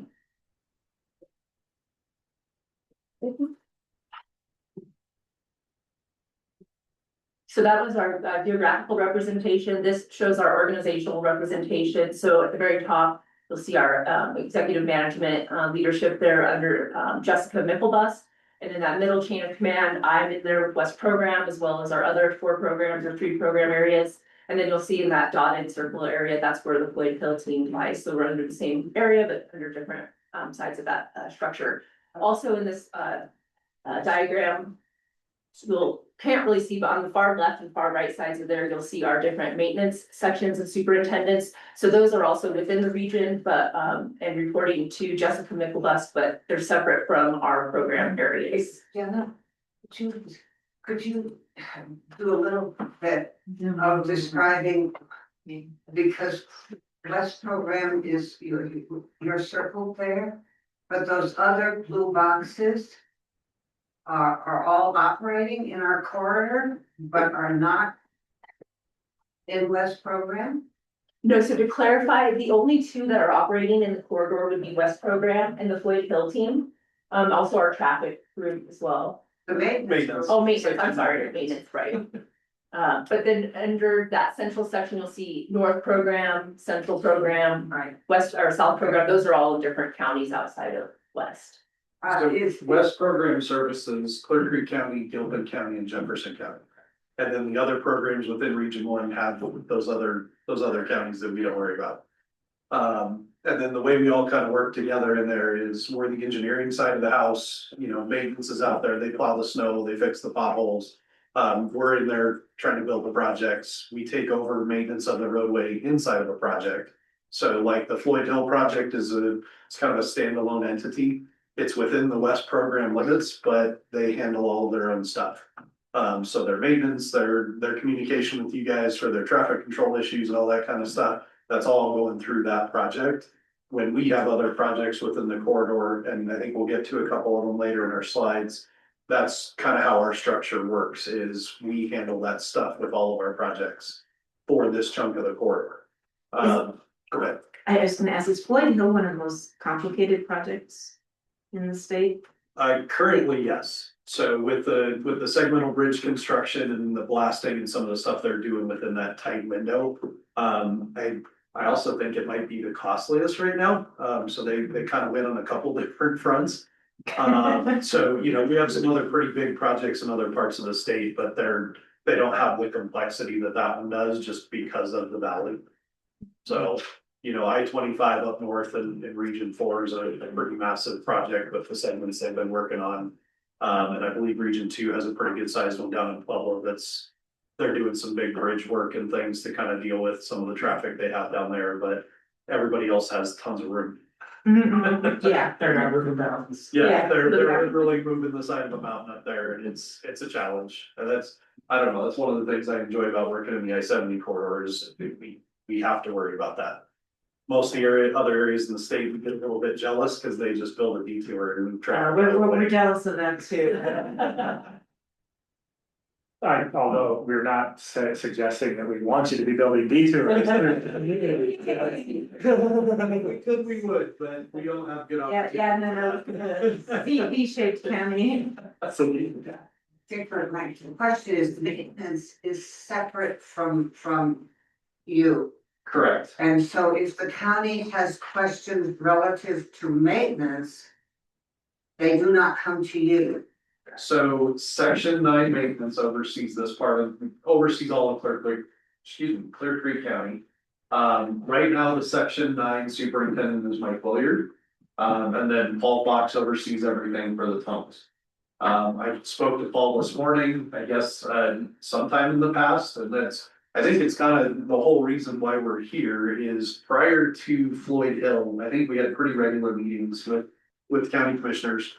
I know program engineer before Jana, like we were fairly involved here, and then our maintenance staff was as well. And I think that kind of got a little bit cloudy when Floyd Hill came in was, hey, that's our big focus right now, but there's still everything else going on before. So talking to Paul this morning, I think that's something that will probably move forward from here is probably a regular agenda and, regular time that we come see you guys. I don't know if that's quarterly, couple times a year, kind of depends on what you guys want, but maintenance wants to be back involved in that conversation because they used to report out on what they were maintaining, what they were working on, the snow and things that they deal with. So we partner quite a bit. I think it's just we needed to reestablish connections and kind of get everything going again. Thank you. Colleagues, I think safe to say we'd love to see at least a couple times in a year. Correct? Quarterly, not payments. Quarterly. If we can move forward on quarterly, that'd be great. And go ahead. Because I think that many of the questions that come to the commissioners relate to maintenance. And they have the immediacy of where is the stop sign, how is this road being maintained, why do we have the closures that we have, and in snow, all of those kinds of things. I think that we have to know that we're also talking to the people who are basically in charge of that. That's why, to me, this diagram is really sort of an important diagram, so that when we lift up the phone, we're sort of trying to call the right place for the question that we have, because CDOT, quite frankly, is pretty complex as far as how it is. Thank you. So I'd like for taking the time because I struggle with subtlety. So the questions that I have in mind this morning, you all aren't the people that have answers for around what the latest is on the salinity of the creek and the impact of using the ICER, what the plans are for working on mitigating all the dead trees along the roadway. Those kinds of things are, Abby, I know you're here, you're the environmental person, and I picked up your pen, I'm like, maybe you do have to do that. Are these conversations we get to have today, or are we waiting for our next quarter? I think it would be good to have someone from maintenance in the room. I think that's kind of the missing piece here, and both of the 1041 permits that we just went through for Floyd Hill and the expansion of ours for DPSL both have a stipulation in there to address that. And I think that'll bring it all together, and I'm glad to hear from you that you're suggesting maybe quarterly, because I think that would be a good interval, like seasonally, to have that conversation and check in with maintenance and kind of bring everything together. And I can speak to the salinity piece. A little bit of that is just waiting for time for us to gather some more data. But for me, there's a missing piece in understanding what maintenance is using and how often, and the different types of products that they're using. So that'll be a good venue to allow us to ask some questions too, and kind of close that gap. And I found, correct me if this is not right, but I found that if I contact Abby, she can tell me who would know the information. Sometimes I try, but Or you find out. usually it's sending an email to Jeff and asking him, so. Okay. Thank you both. Happy to do that anytime, so. One of the things we put in our letter about the 10-year planning priorities was, I mean, we sort of try to pull a lot of these into a category called edge maintenance. What was, did that make it anywhere? As far as being part of CDOT's 10-year plan, I mean, edge maintenance is what we were calling it, but it's really around all the dead trees, focusing on what's going on in the river, you know, trying to make sure that when we can, we have adequate spaces for people to get off the road in emergencies, those kinds of things. Can't speak to what went into the 10-year plan, but I know like with our current financial situation and budget, like we are gonna look at more at like maintaining and like that type of thing and seeing like what we can fix within the corridor, but maybe you're mostly involved in the 10-year plan. I got one, you know more about it. Taking that information from the 4P meetings and compiling it and seeing what will go through in the board or in the updated 10-year plan. So the commission's supposed to meet in January and the full adoption would happen in February. So I encourage attending those commission meetings and others attending if they have strong feelings about this project. And then regarding some of those other things, I know this has been in conversations for a couple of years now, because I think we started some of those conversations pre-Floyd Hill. So I gotta give it Abby, we'll start figuring out what data we have and what more they need. So that we can kind of start getting those answers, because I do know maintenance won't have those answers. They'll tell us what product they use and how much, you know, where they use it, how much they put down. I think that's kind of been the gap for years now, is that they go to their suppliers and say, we need something environmentally friendly. This is what they're handed, they go put it on the roadway and try to keep the roadway safe. I think it's on us to figure out, okay, do we really know what the results are, what is actually happening after the fact? And then take that data and come up with a plan. And one more thing I'll add to that too, I just spoke with the co-chairs for the collaborative effort yesterday, and we're gonna send out a reminder, when that public comment period opens, just as another, okay, your time to comment on the 10-year plan is now, just to have that calendar reminder, because I know Yeah, that's good. that's where it falls off for me at Thank least, so, yeah, no problem. 10-year plan, excuse me, the 10-year plan also includes, potential, construction elements in Clear Creek County. Do we know what's being proposed? We'll get to that. Okay. Are we preempting your presentation? Should we give you the range? Okay, then we're on the same page then. So we're great. We'll proceed. Then we'll go to the next. Next, yes, please. So yes, as we talked about, this is the border of Region 1, and then all the highlighted highways are where West Program lies. So as Jeff said, we're in Clear Creek, Jefferson, and Gilpin counties. Each of the corridors are colored differently, and that represents the oversight by the RE that manages them. So in our program, we have 32 full-time employees, which is comprised of engineers, technicians, construction managers. We have 5 resident engineers in our program. So Jeff and Matt are 2 of those resident engineers. And again, we touched on it, but what we don't oversee are maintenance needs, access, permitting requests, things of that nature. But what we are responsible for is overall project delivery, roadway design, project management, and construction engineering oversight. Next slide.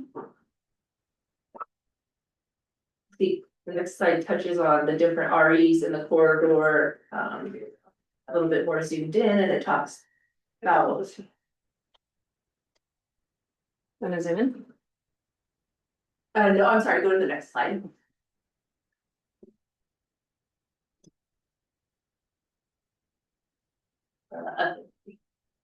There we go. So those are the 5 resident engineers. Matt and Jeff are 2. Then we have Cody. He represents the orange or yellow system there, and that is pretty much the Denver West area. We have Tom DiNardo. He's in the upper portion of Jefferson County on State Highway 93 and 72. And Brian Kelly, who kind of oversees our more Denver Metro corridors such as Kipling and Wadsworth and Sheridan. Next slide.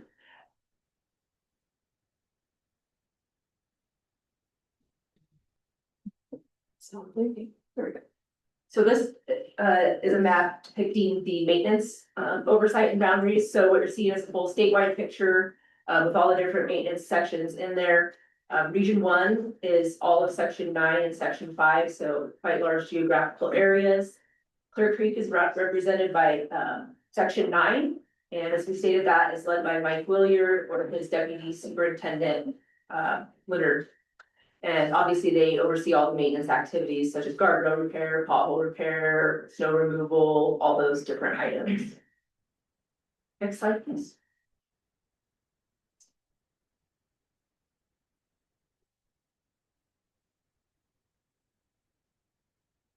And just briefly talk about our relationship within West Program to the other departments. I think we did a good job talking about our relationship to maintenance and how that relationship works. We're in constant coordination with them on different corridors. But we do have, you know, different duties where they are addressing more maintenance issues and we're delivering projects.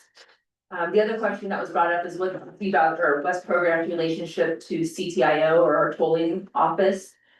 So our program works with the tolling office on any projects that are funded by tolls or express or with a private partnership. So that would be with the PPSL project, we coordinate with them on that facility. Outside of that, they are a separate entity within CDOT. They're, you know, government owned, private, independent business that is allowed to collect and impose tolls on our facilities. Okay, so it's government owned, private, independent business. Can you explain that to me? Not really. To be honest, I know that they operate outside of our organizational structure, so they do not report to our chief engineer or our direct report to our executive director. They're indirect report. So I think it's yeah, I don't know. We've always failed to kind of really explain that because they're just their own entity that exists over here because of the funding that was created in 2009. Or see, I'm failing to explain it already. I think there's a state statute that essentially said this entity now exists. So it's under CDOT, but they don't really report to anybody in our structure. They have their own board of directors, I believe. And like they're a private entity almost that works on CDOT roadways. So it's confusing to us. We just know that if there's tolling involved, we're gonna work with them. I try to think about it like, if this is helpful, like I think about water utilities. They're like, City of Idaho Springs operates a water utility that is a separate entity. Funding can't go from Idaho Springs general fund into the water utility, it has to rely on its own fees. It creates its own policies. They're a great example. Yeah. Thank you.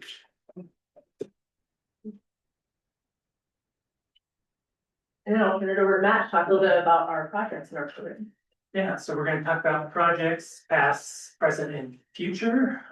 Short-term projects we have going on. I-70 Chief Posa, that's technically in Jefferson County, but I'm sure everyone's driven through there lately. They should be finishing up pretty soon in the next couple of months. The Eisenhower Tunnel LED lighting, that's Jeff is managing and expand on that one. Just real quick, that one's in design. We are gonna replace all of the roadway lighting, so everything that you see in there is gonna be new LEDs. It's a big cost up front, but it's a much bigger cost savings on the back end with our power bills. So get rid of all the incandescent bulbs and the maintenance headaches that we have every year up there. I still have my fingers crossed. I'm optimistic I can get that one started in construction next year, more than likely 2027. How often would that change? Cause it seems like they're always changing the lighting up there. What's expected? They're changing light bulbs. They're gonna be up there again in the next 2 weeks. Because of that system, that lighting was put in 20 years ago. So it was in 2005, that lighting project was done. Clearly, we didn't have the LED technology, so those are all incandescent bulbs. But they were better than the old ones. They were better than the old ones. That beat the technology from 40 years prior. So we're in the same ballpark again. But yes, that's. How much longer do you think these will last than the lighting, changing the bulbs out? Like, I'd assume you're not gonna be changing them out every year or? They're gonna have to change them out again probably in the spring, and then right now we're planning on one more in the fall. But once the LEDs go in. Once the LEDs go in, we're being told that we can expect 5 years of life out of the lights. We're asking for a 10-year warranty. And what we're being told by some of the manufacturers is a 10-year warranty, we might be able to expect even further. So they'll be in there a lot less frequently to change lights. Okay. Now, there'll still be issues there, Right. you know, all the wiring and the drivers and all the technology that makes the light function is a completely different concern of mine, but. You won't see closures at night and guys up there having to go in and change out light bulbs all the time. So they're doing that twice a year now, and I mean, you drive through it now and it looks awful because. There's that many bulbs that burn out in a given year, we won't have that problem going forward. It'll be nice. Yeah. Now, it looks like soon after that, resurfacing both lanes, both of the bores at the tunnel as well. So, yeah, we just did, if you've driven through recently, we just paved the right lanes. It's an experiment. So we're very well aware in the mountain corridor that the asphalt just doesn't last like it does in the rest of the region. So West Program has done a pretty good job of kind of getting that message through to our materials units that you need to look at this section of I-70 different than you model everything else. You know, they're technically with our asphalt, we're on an 8 to 10 year cycle. So the way we design things and do things, we expect to get 8 to 10 years out of a riding surface. And then we come in, bless you. We do the, you know, the 2-inch, 3-inch mill and fill that you see in a lot of our projects. Well, up here at year 4 and 5, we see the rutting, you know, we see all the issues in the right lanes, but our left lanes tend to be okay. So the tunnel and this with the chief engineer's direction was to fix the right lane. Then we'll see what happens over the next 4 years and we'll come back in 29 and do a full paving project both directions. I got a little bit of other work I need to do in there, some drainage things and things that would require me to dig up the roadway anyway. So we're gonna put all that together and make it the next project down the road. So the fact it's in a tunnel and covered doesn't help its life expectancy? No, the purely the truck traffic going through there, just, it has a terrible effect on the asphalt. And recently, we found it in the statutes, there's been a lot of debate over the years about when we can tell the semi truck, the big truck traffic that they have to stay in the right lane. We are now finally going through the region and getting those signs in place to tell them to stay in the right lane. Good. So now we're gonna get a good picture of what are we really gonna get out of that lane, all the trucks are over there. But if you had driven, especially eastbound was the worst, so if you were in the right lane eastbound over the summertime. My goodness, there were some ruts in there that would, I mean, I'm going through an F-150 and it's trying to throw me in different directions, so. I can't imagine what it felt like in a passenger car, but I know it's way better now, so. Do you think that, as more people convert to EV, is that gonna change because of the weight?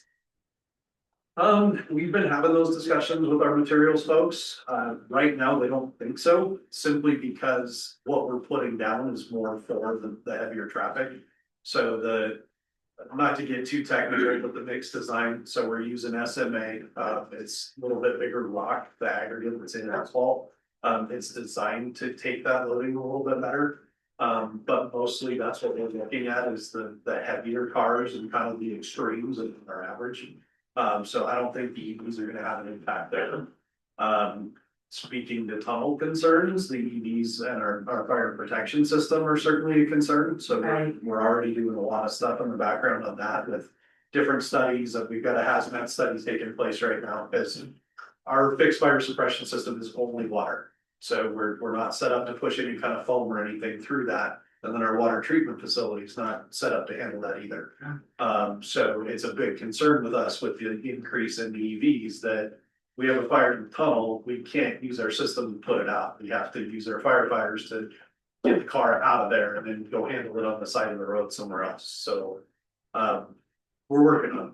We'll see what we can come up with. That there's a lot of things we gotta fix up there. So some of it's being reactive and trying to just keep things safe. And then the rest of it is, okay, what are we looking at in the future and how do we get in front of some of the stuff that's coming? How hot do those burn? Do they melt asphalt? Any fire will, so even you know, your standard car going through there, if they catch fire and those fuel tanks go, it's gonna melt all kinds of stuff in the tunnel. I think it's westbound, about a third of the way in, you can look on the wall and see some of the tile we're missing. That was our last fire in 22. That was an RV. And that was right after you installed the fire suppression system, right? Yep. So, it's, any fire hot enough to do that is gonna be a problem. A lot of the studies and things we're looking at, I think that hazmat study information is available for public consumption. Yeah, I went to that meeting at CDOT and Okay, yeah. Silverthorne. And Yeah. That was, it's like all these things you have to think about and. You don't have to worry about that, just drive through. We'll worry about that for you. Eyes on the road. Yep. Just keep going. So, no, we've got a lot going on up there, and with the changes in technology and things, we're trying to figure that out. We know concrete doesn't work, actually, there was concrete pavement inside the tunnel. I wanna say up until maybe the early 2000s. And they had a lot of issues, just the freeze off, especially at those approaches, and we know that asphalt is the best surface in there, we're just trying to figure out what that cycle needs to be so that we keep it safe longer. Sorry, I'm stealing our slide here. I'll stop, it's good. Okay, so looking at the right-hand column here, as mentioned, the Empire Wildlife Crossing, so that project's. It's got region support, sounds like county support as well, so it's fully designed, we just do not have funding to deliver that project at the moment, so we're pushing our. Trying to get that up to the 10-year plan revision here, coming up, is the I-70 Bakerville climbing lane, I think. I was not part of that project, but a lot of the environmental, NEPA work was done, and we have some concepts, similar to the Empire Wildlife Crossing, funding is not there for that project, but that's a project we are pushing for. So does that go into Forest Service land, or is that still Clear Creek land? I believe it crosses over some Forest Service easements, Cindy, you. Yeah, the interstate itself is on an easement from the forest. Yeah. So, any changes in it, have to be. If you went back to the original document, any changes in the footprint of the interstate had to be also agreed upon by the US Forest Service. The US Forest Service has never particularly put muscle behind that. They have always concurred. So I don't see that would necessarily change, but the original document, after you leave Bakerville, you are on essentially on an easement to CDOT from the US Forest Service. Thank you. Can you talk to me a little bit about the selection of the Bakerville climbing lane? And its relationship to a third bore and the process of would we worry, like, I don't wanna open up. Yeah, the cover days. You worry a little bit. Say, what time do you wanna get out of here? Well, I'll hang on, we'll talk about. People at Clear Creek will talk about what's going on the 70s. Yeah. Until the tourists go home on a Monday morning. So I think that ties to the last bullet there, the I-70 Mountain Corridor PEIS. Abby and I are really just getting this started. We were kind of tasked with it earlier this year. Got some funding together to kind of, essentially what we're doing is, I think the best way to phrase it is we're starting fresh. So even though I've been involved up here for a while, I know Abby's been around for a few years now too. We're taking a fresh look to say, okay, here's the PEIS. Here's the record of decision. Here's the projects that we've completed at this point. The stuff that we have in the pipeline. We're gonna kind of do our own evaluation and what the interpretation of those things are. To say, here's the projects we think are left. A lot of the interesting language in that record of decision talks about 3 lanes from, essentially it's Idaho Springs to the tunnel.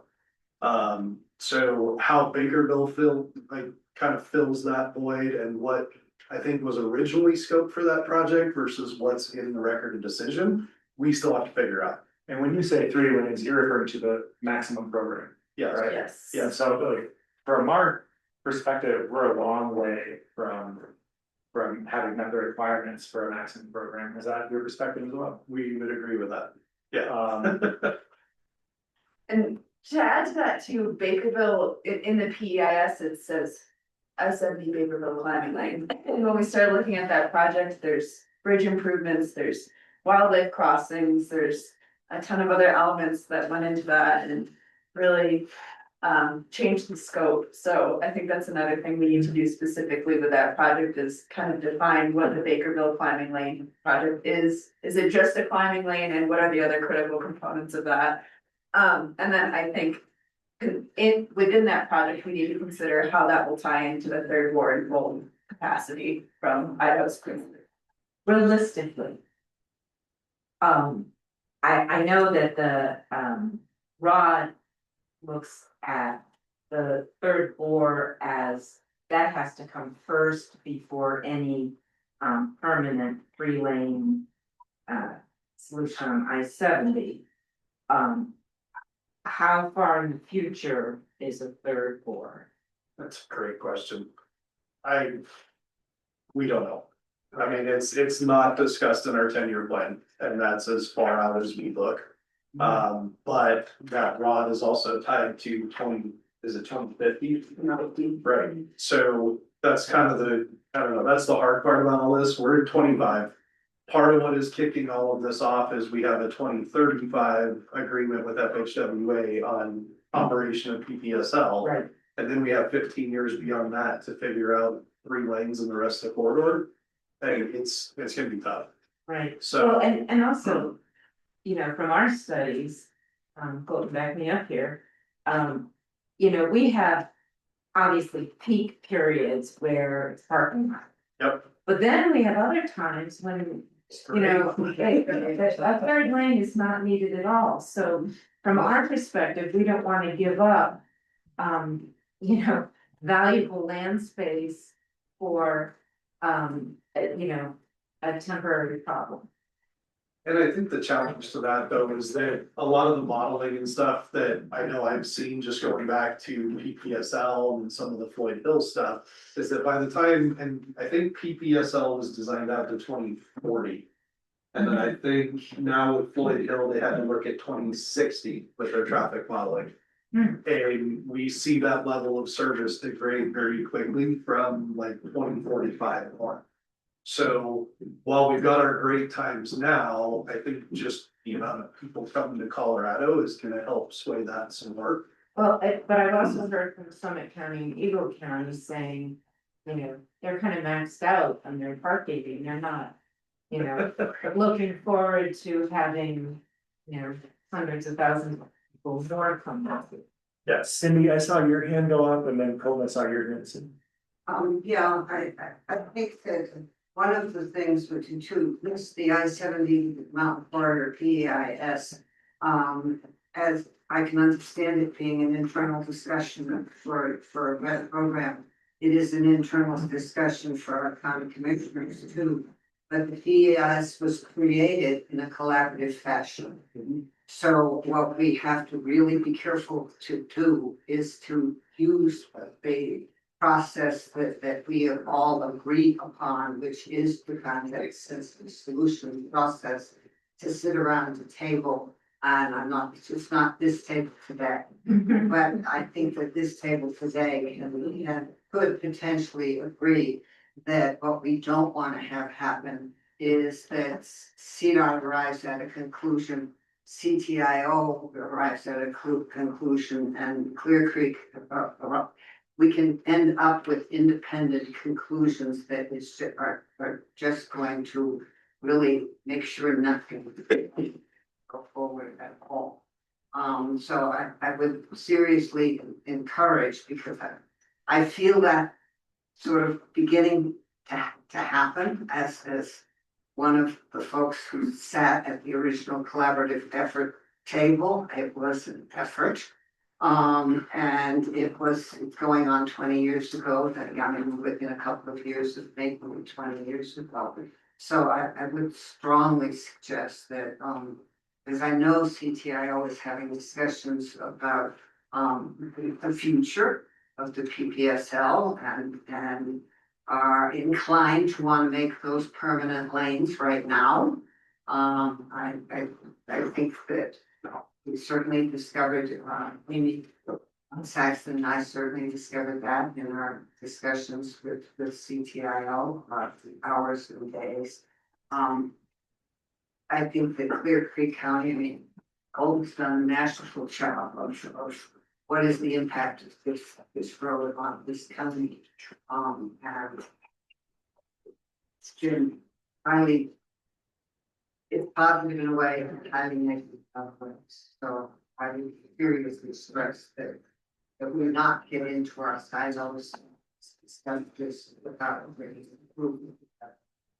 Don't smile, because you know me well enough. You know I'm gonna do my homework before I come into a meeting. I understand that, but it is called reaching a conclusion before you run into a meeting, which is not the way the system has operated. Right, and I'm probably misspeaking there when I say internally, because what we're trying to do right now is just gather data. Yeah, there are. Right, we're pulling in all of our traffic data, we're pulling in the data that CTIO has on crashes and things happening within the corridor. To look at it just from the safety lens. And then we're also pulling in, I read most of the ROD. I knew 1041s and some of the things that existed up through PPSL. Now we're pulling in all of the new 1041s for Floyd Hill, for CTIO, we're trying to look at what all the requirements of those are. How we're fulfilling those as we go through this process. But part of the reason why we're here today and will be represented tomorrow as part of that discussion is we're trying to figure out what are all of the long-term commitments to each party. And then the process that we've started is you and I have spoke. I've also talked to FHWA. I'm trying to get the general feeling of, okay, what direction and what goal does everybody have? Before we sit everybody in a room together and say, okay, after talking to individual folks, this is what feels like the direction everybody wants to go in. How do we make that happen? Don't walk in the room with that conclusion. That's all I'm saying. I just, before we go to Colton, just want to express how much I agree with what Senator Neely is saying, and I don't think I'm unique on this board. I think that is our expectation of how this process goes. We also are collecting a lot of data. And we think that even at that phase, it should be a collaborative conversation. I'd rather not be hearing now that this spring started redoing the EIS. I would rather than hearing that in the spring. We're not redoing it. This is we pulled together 3 or 4 people to start pulling in documents and reading them and understanding them. That's our scope right now. And that's what we're doing. Yeah. Yes, so I mean, I guess my comment would be when we get to the data discussion specifically with y'all, I think we have something to add, right? Because our perspective is different, right? If you look at crashes per capita, crashes per taxpayer, crashes per tax base, we're not even on the bill curve with the rest of Region 1. Okay. And that's a real problem, and those are facts, right? We are on a per taxpayer, or no matter how you cut the tax payout basis, we are impacted 3 to 10 times more than anyone else in Region 1. Even Denver, all of their growths, all of their crashes don't even touch us. And 95% of those happen on CDOT roads. Right. So this is a huge deal to us because we are not financially sustainable.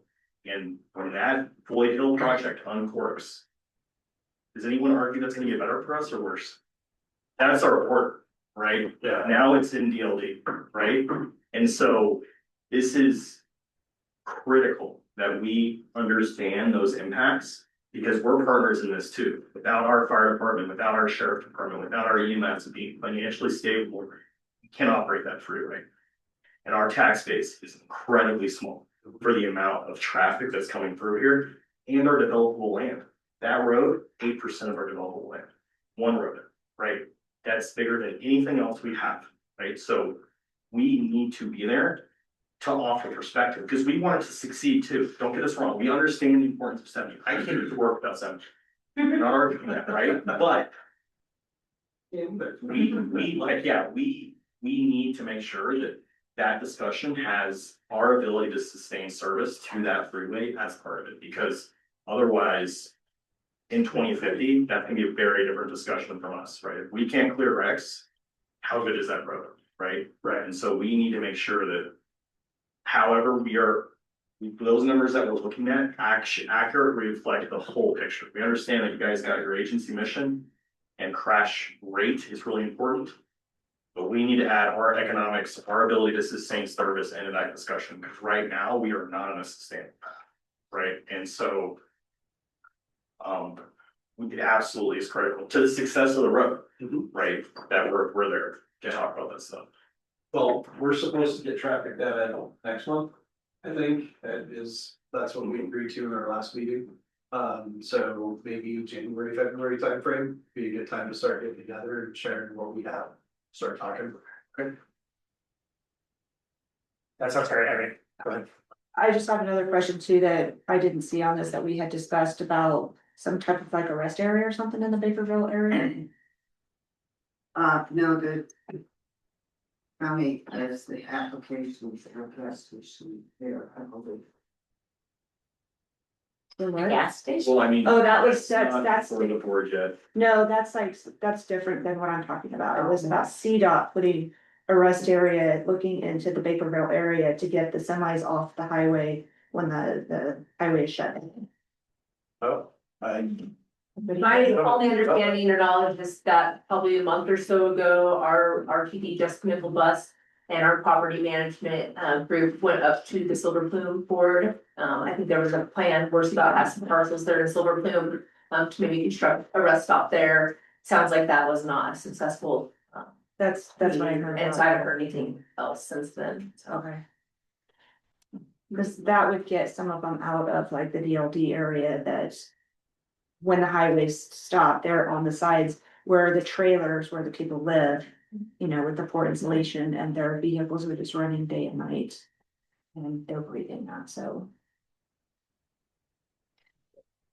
I'm happy to hear like some timelines being worked out, and my perspective on my time in office is that I got to benefit from a lot of really hard conversations that came before I was here. We had projects that were collaboratively designed to where there was a match between the record of decision and how the county was going to respond to 1041 applications. And we all share a goal. I hope we all share a goal that whatever comes out of this next step has the same outcome, right? That what's in that document is something that this board can approve. I think we can get there. Might take us a while, but I think we can get there. All right, how are we doing on time? Yes. Get the police force waiting patiently out there. That one there coming here. Yeah. Please proceed. All right, so the 10-year strategic plan pipelines and projects, so those are CDOT's priority projects. Each region has their own list of the 10-year plan. As mentioned, the plan is being updated and it's going to be adopted in February next year. And yeah, just reiterating here, West Program's role, we oversee planning, design, project management, and construction oversight of these 10-year plan projects, as well as all the other capital projects that are not on the 10-year plan. Next slide, please. So here's some of the 10-year plan projects that were completed. It's kind of hard to read here, so PPSL is on there, I know. I-70. Quite a few of the Jefferson County projects, the I-70's emergency escape ramp is on there as well. Floyd Hill and the early projects that were associated with that, so the Genesee Wildlife Crossing, Floyd Hill roundabouts were early projects that stem from Floyd Hill. And the EGA&T comparison maintenance. Next slide, please. And here we got a few more for design. I think the Empire Wildlife Crossings on there and Bakerville. I'm sorry, I don't have this memorized and I can't read them. So Purple stuff. yeah. I'm assuming y'all have access to these slides, so you can read them. Yeah, just a quick comment. I know there's a lot of I-70 mountain corridor stuff on this list. Yes. I think rather than take that as like validation that Clear Creek County matters, I think it's really recognition of how much I-70 matters to Colorado's economy. We're not done investing up here, and I know if you look at this county by county, you'd say, wow, Clear Creek gets a lot of attention. And I think, I hope we all know that the takeaway isn't anything other than that's because this is the heartbeat of Colorado's economy right here. Sure, yep. All right, next slide. So this is just getting into the CSS understanding. You know, my first introduction to that was with PPSL. So, you know, I think it was baptism by fire. But prior to that, and Jan and I were talking about this morning, and a lot of our endeavors at CDOT prior to those projects, you know, we understood how, this is how CDOT does business. We go build our projects, we meet with the locals after the fact and say, here you go. So stepping into the CSS process and really learning to understand how it works, the benefits of it, you know, I'm converted. I think it's a much simpler process now to handle things on the front end. Get our projects designed to something that's mutually beneficial, and then we go out and build it, because it makes my job easier in construction. I'm not constantly fielding phone calls of why would you do this? Why would you do that? It certainly does feel like more of a partnership. So, you know, we have our steps in there. I think Cindy helped write the book on this that we now follow. So I won't go through all of these bullet points, but you know, we do discuss the PLTs, the need for those as we move through the steps on the projects. Definitely at our pre-project phases and where they come into play. You know, I was actually the one on a recent project to bring it up and say, hey, is it something we need to talk about? And I got a couple of funny looks, because those were folks I worked with previously going, like, you want to do this process? Yep, I'm asking. So, you know, we're well aware of how it works. We're bought it. We're gonna be following this, especially as we develop these projects within the county. We have one more slide, I think. Just a quick note, I think one of the things we look forward to is CSS around maintenance as well. Am I misspeaking? You're not. No, you are not. And that's where we're getting to. You guys have done a great job of leading up into our slides. So, you know, and this is part of my conversations with Amy and Abby and Cindy, but I feel like we've done a great job on the first three. Life cycle number 4 there, the project construction. I know our PLT for PPSL was the first construction PLT. I did help set all that up for Floyd Hill, so I know it's continuing. And I feel like it works. There were some questions at the beginning of, you know, what are we really doing here? How does this really apply? I think we figured that out and found a way to make it useful and make it, you know, make it work within the eyes of what the folks that developed this were thinking. That 5th phase we need to work on. So, and I think part of that is what we were discussing earlier. You know us, you know, you know us, we're gonna be back in here more often. We're gonna get our maintenance folks in here. And I think that's what we need to figure out is what does that 5th phase really mean to you guys? And then how do we help support that? So, you know, and what I'm hearing today is, I think if we're here on that quarterly basis, that might actually help fulfill this. Is that it's an opportunity to talk and say, here's what we're seeing with all of the right people in the room. You know, not just us from the planning and construction aspect, but getting our maintenance folks here that we work with. You know, they're in the same boat we are, they're in the same boat you guys are in. We only have so much money. So they get to the things that are the biggest and most critical to them first. We have the same problems.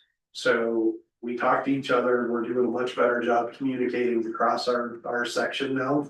I mean, I didn't know who some of our maintenance superintendents were when I was working in the corridor. It's not a good thing. So now we know who those guys are. We're seeing them on a more regular basis, and we've established a little bit of trust. So I think that helps in this whole realm. And then it's gonna work with Abby and her team and taking some of the rest of that information and saying, what impact are we having after with that? So I think, you know, holding us accountable to that, I think getting the people back in the room, because you know, I like to poke fun at Floyd Hill a little bit, but here for 4 or 5 more years and then we move on. This is still our corridor for this foreseeable future. West program is not gonna move away from West, so. Whether it's us, whether it's people that backfill our position someday, we're gonna be here, so. I think it's important that we get that reestablished and get it back on the rails, because, you know, that Floyd Hill's temporary, they've got some big issues that are gonna impact you in the short term. We're gonna be working with you guys long term. And I'm not sure every aspect of a CFS process around operations maintenance and monitoring needs to happen in the boardroom. I do agree, that's probably. I think it's a step.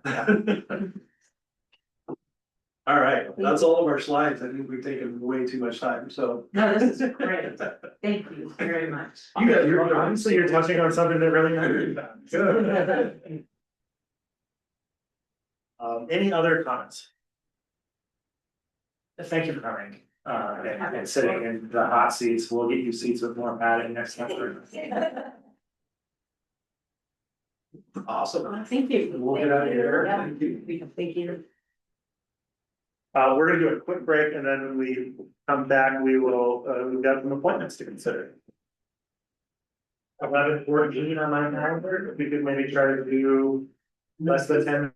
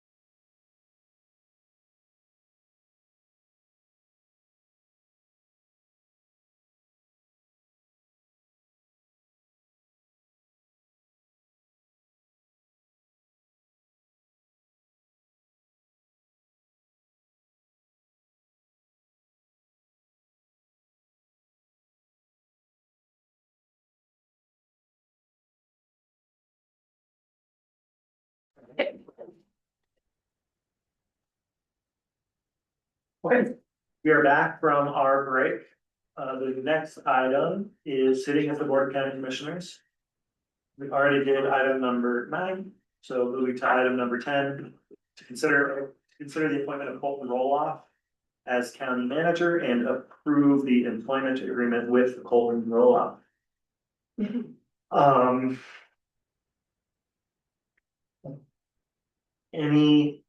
Any comments? Let's start by talking about the employment agreement. Colleagues, do you have any questions about that agreement? Sorry. I just had one question. So because of the high level of his position is why he's getting benefits as if he was in there for 10 years, is that what I read properly? The two executive positions, essentially Colton and myself, pursuant to the contracts, received what an employee who's been here 15 years or more would make in terms of accruals. Okay, so like for. For PTO, essentially. Okay, That's all it relates to is the PTO accrual. okay, yeah, it's for 10 years. Oh, okay. Any comments from you about other things that are in the contract? None, the contract actually mirrors, in many ways, the contract from the previous county manager, which is very consistent and almost identical to the contract of the county attorney.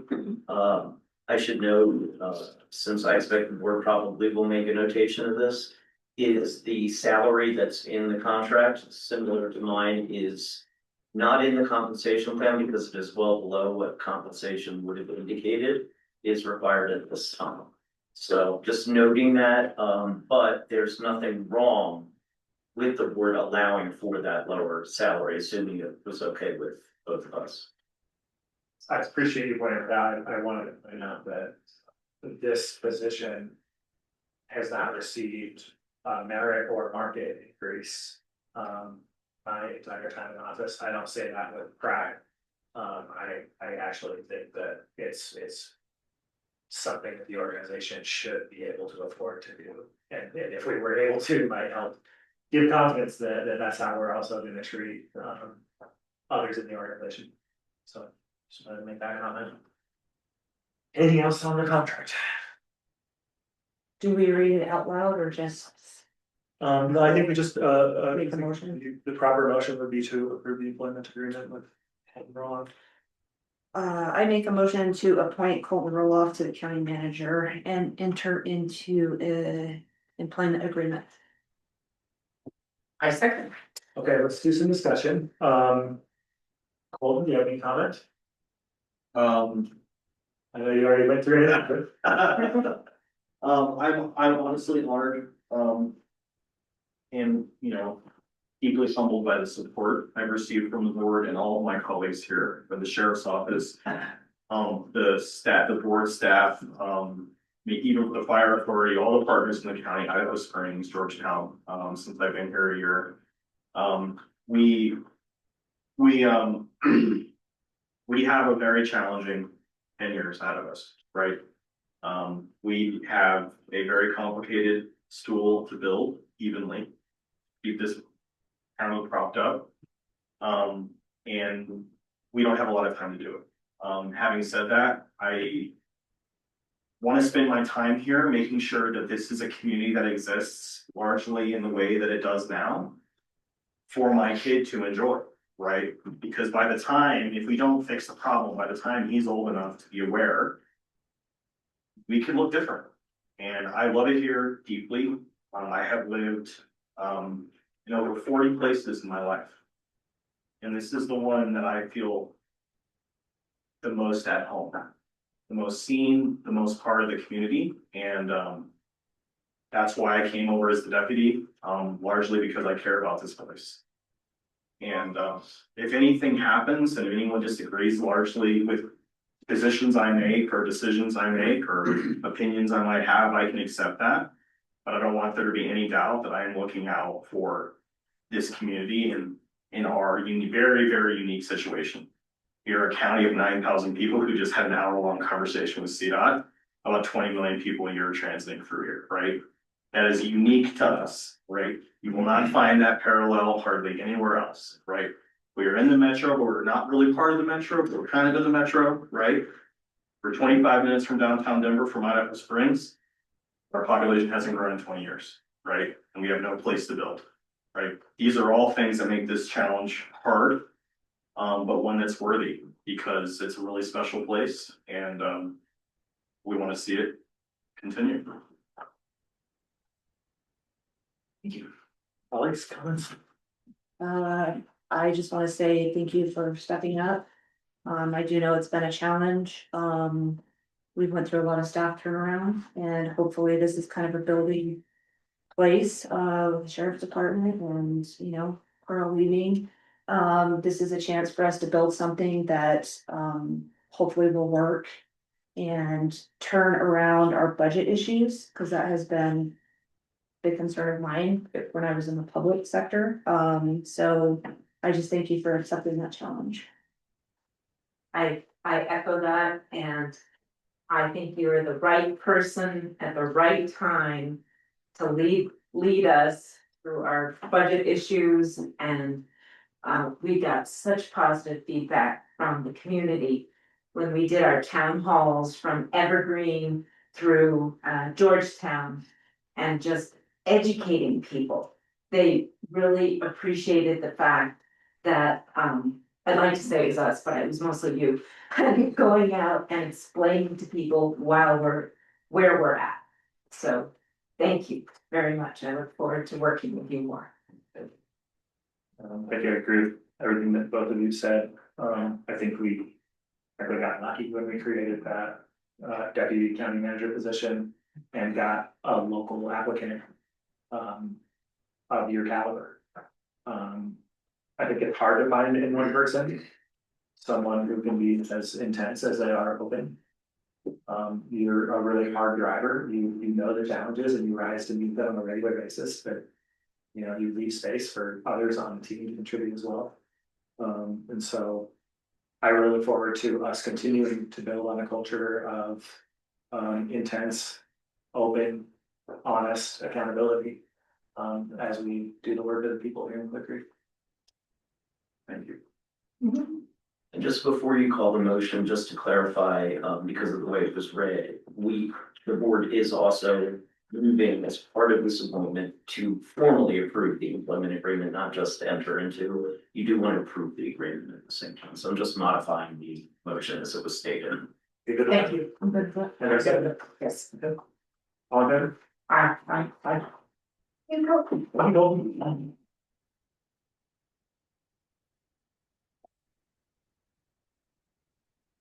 Let the record reflect that Colton did say the next 10 years.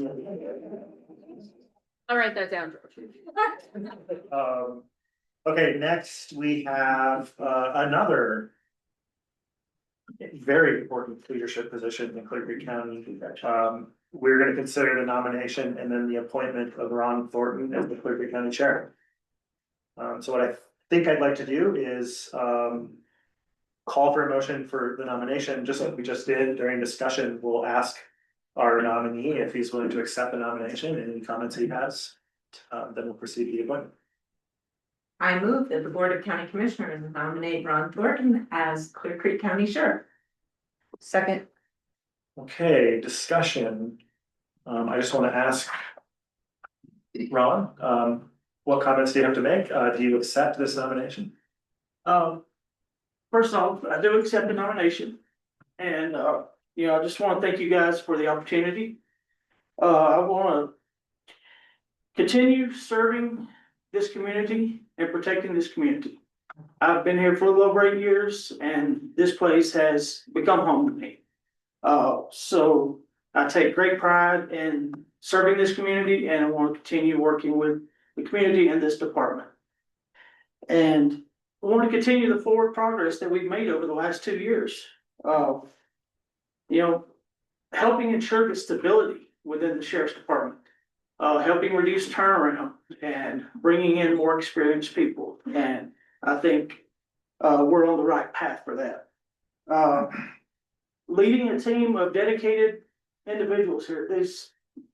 the support, the admin staff that we have, the sheriff's office is amazing, and working with these guys and ladies is a truly great experience, and I'm looking forward to continue building that.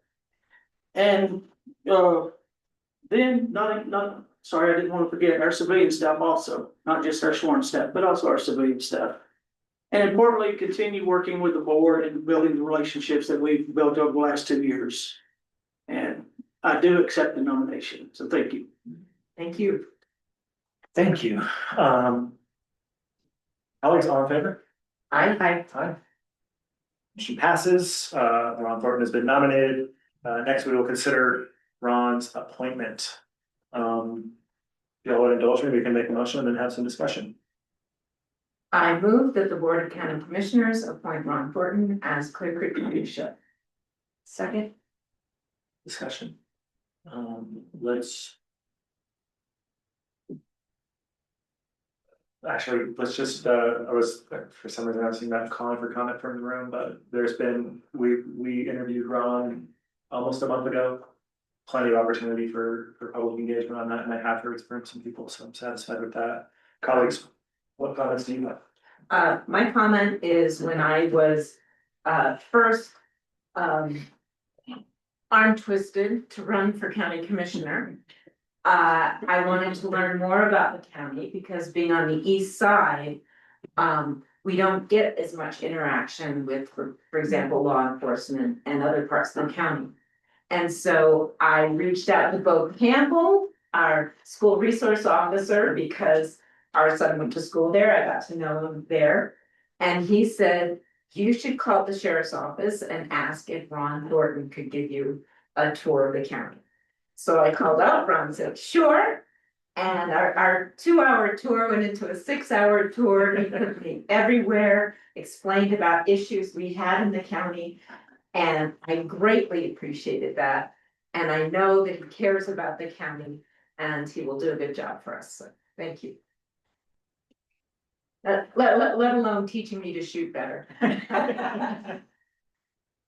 Yeah, I just want to say thank you for stepping it up. I know you had to make some changes and it was tough when you have to get somebody to live in the county 1 year prior to an election. So but there was a lot of decisions I had to make because Sheriff Harris, kind of gave us some orders that we accepted and there was some changes that were made. So I'm glad that we have somebody in the community that wants to take on that role, and thank you for doing that.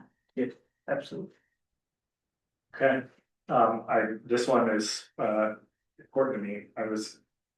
Because of the history, and so I actually took the time to write something. Bear with me on. I may or may not have a penchant for dramatic here. So I've been reflecting on the interview. I think the most telling moment from Ron's interview was the question about what would happen if we got another call similar to the one that Christian Glass made 50 years ago. I was really grateful to hear Ron's commitment to continuing to pursue professionalization within the sheriff's office. I thought his comments about how the sheriff's office would show up differently to a call for help like the one that Christian Glass made were convincing. Ron sounded to me like a person who learned a lot in the aftermath of that event. He convinced me that he's committed to continuing the progress, both within himself and the team within the sheriff's office. And that's really important for me to have heard because change doesn't happen overnight. Organizational culture does not turn around in 2 years. And we had, I think, a solid leader in Matt Harris. And it was really important to me to make sure that we have someone who shares the commitment to that vision. So thank you. Board, we're going to need to continue to support the sheriff's office as it works to professionalize. From my perspective, the next horizon within law enforcement evolution is making sure that the folks on the ground have the training, the tools, and support people and support teams that they need to respond to calls the way we need them to. And I think a big part of that is on us. Obviously, in conjunction with the decision makers that own the policy decisions of how law enforcement is conducted in Clear Creek. The accountability we saw in the killing of Christian Glass was necessary.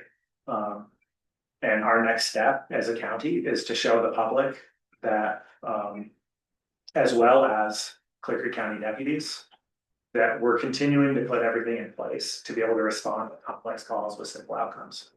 That means providing help where it's needed and force only where absolutely necessary. When we do this, we extend the lives of the people who call 911 and the careers of those who respond. A lot is said about the physical risks that our officers face, and it makes a lot of sense why. The next big challenge as employers is addressing the new legal and financial risks that our officers face. Our deputies are now directly accountable, not only criminally, but civilly when they violate a person's rights. We have a crucial role in making sure that in addition to making it home at the end of the shift, they make it through to retirement. I'm going to take a continued focus on our core mission, showing up to help when people call for it. It's my hope that everything else is viewed as secondary within the sheriff's office, and that we all work together to prioritize patrol and investigation, because that is the only thing that can be done locally, that can only be done locally. And we all know it's going to take money. We've been talking about budgets every year I've been here. We'll talk about them for another 100 years. My hope is that under Ron's leadership, we can demonstrate the changes that have been made, continue on that path, and convince the voting public that more funding is needed to ensure both adequate and appropriate responses to calls for help. So thank you all for indulging. Thank you. Any other comments?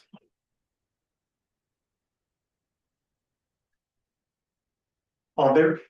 Aye. Aye. Ron, any comments from you? Thank you guys for the opportunity, and I look forward to working with you guys and taking this department into the next step. And continuing our improvement and continuing to focus on the safety of both the community and the visitors that travel through here. So, Thank you. thank you. Congratulations.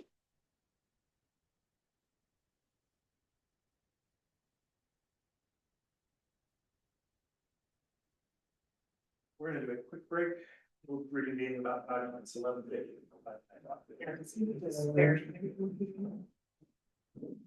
I think so. Peter's got his arms around that. The swearing in will be tomorrow. Swearing in tomorrow at 8:30. 8:30 with Judge Jones over at the sheriff's office, or what was it gonna be in the courtroom? Okay, it's gonna be assistant. Yeah. Great, I'm lucky if I can remember it. Thank you all. Thank you. When did you just start? I'm like, everybody's learning the calendar.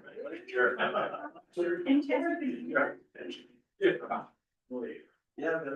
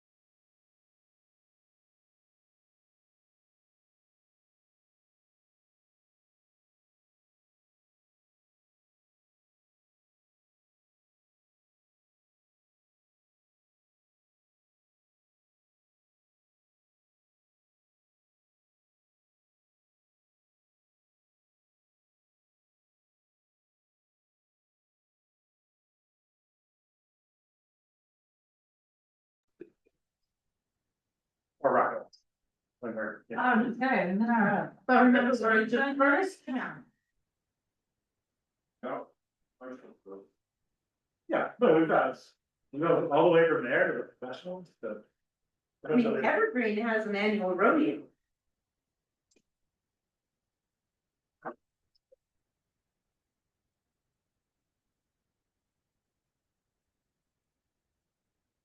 Okay, I think we're back on the record.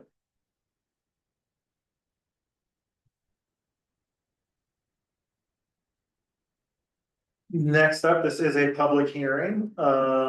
This is the official budget hearing for the county. We have Rachel Harlow Shaw here to present.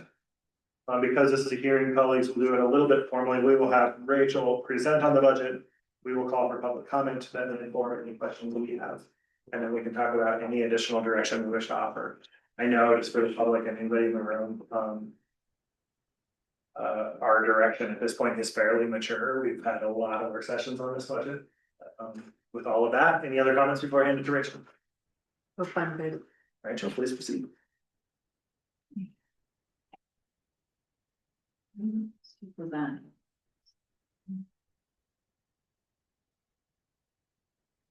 So this is the second hearing on the proposed budget for the county. As Chair Marlin shared, we have had many conversations around what was in the proposed budget and moving it into its final stages since it's been provided to you. This is a revisiting of the proposed budget before you receive the final budget, which will be on December 9th.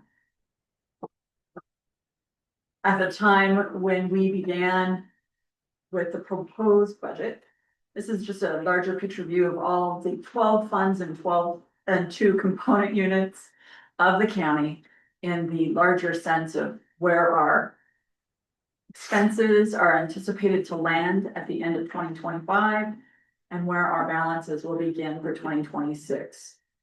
What we proposed within that final budget line was a $23.47 million worth of expenses within the general fund and 21.5 million in revenues. So that was within the proposed. Had we suggested all that had been requested from operations, we would have seen a larger delta.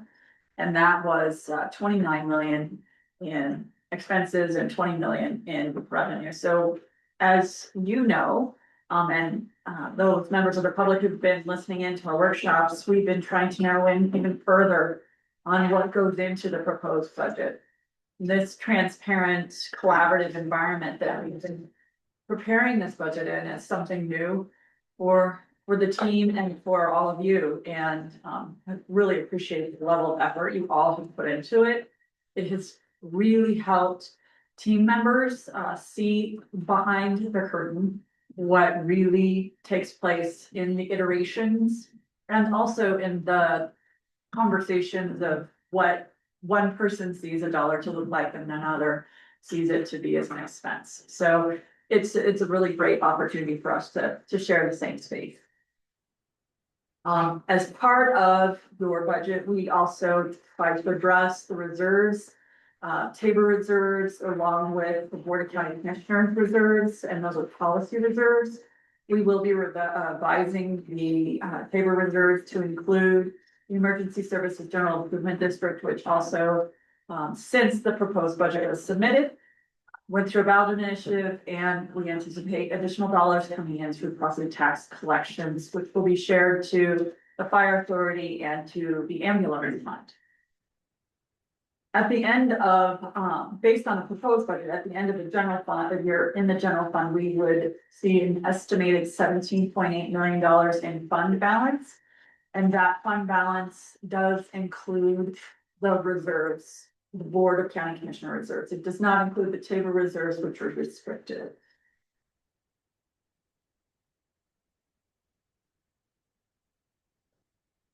Just to revisit what a budget cycle looks like, and I know that we've all committed to doing budgeting earlier in the year. Next year, this year, we implemented the capital improvement plan policy and the board received within the proposed budget, that plan, it's a 10-year plan, it's an appendix onto the proposed budget. That full plan won't be an appendix into the final final adopted budget. The 2026 request within the capital plan will be. Just to make sure and clarify that we did a lot within this budget cycle. Not only were many of you new, many of the staff new to budgeting here, but also we added elements this year that we've not done in the past, including the capital improvement plan. The hope is when we build the budget out, it aligns with your priorities as a board. So at the beginning of next year, and Colton, I already spoke with you all about the importance of your retreat and setting out your goals. Want to make sure that your budget year over year continues to show movement on your goals. Then we update our models, then we go through a working session and start talking through the capital improvement plan, our salaries, how we do our benefits. Then we have work sessions, go through citizen input, which these sessions, these public hearings are often part of. But the board is open at all times, as I've observed, and most staff as well for public input. The proposed budget is then provided, which you are now reviewing, and then we go to adoption again, which is set for December 9th. So this collaborative building of the budget has been extensive. You all have invested a great deal of your time. I'm estimating almost 25 hours worth of time, which is a significant portion of workload that you hadn't planned for. But what it does is it allows you to hear how the staff have invested into modeling our capital planning, modeling our salaries, identifying year over year costs versus one-time costs. Ensuring that your revisions and then any final revisions are incorporated. We went through that yesterday. And now we're off to the next, which is the December 9th board meeting. We will also, after we complete the budget adoption, we'll also adopt the mills for the county at the same time on the 9th, and then after that, countywide, all of the jurisdictions must submit their mill adoption, and those are then turned into a certification, which Donna G, the county assessor, and I bring to the board for adoption, and then we submit it to the state of Colorado. Question? Yes. Does the state of Colorado have to approve our mills? They do not. We just have to provide to them 2 parts in our mill. When we do the certification, we confirm that we did a public engagement. So there's a new form that was adopted last year that all the jurisdictions have to provide detail on. And then second, certify what that mill looks like. So all of the mills are clearly communicated to Department of Property Taxation and the Department of Local Affairs, as well, Department of Education and Department of Revenue. So major drivers for this year's budget was obviously the cap on the property tax, which we must apply this year.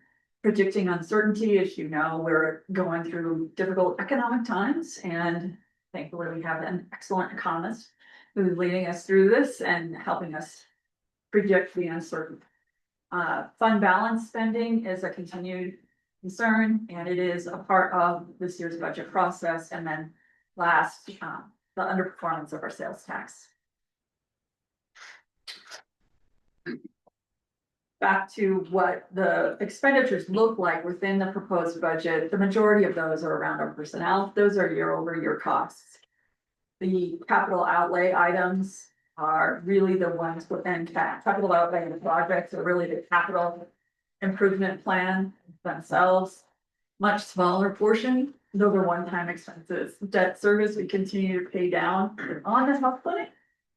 And then contract services are any services that we've already anticipated or planned out. And the last is our supplies for operations. Part of creating stability in our predictable budgeting is the importance of understanding how we've looked at salaries and benefits in the past. If you look at a budget, most of the larger expenses are around capital and salaries, most local governments. No different here. Except that we've chosen to delay capital for many years because we are focused on year-over-year costs.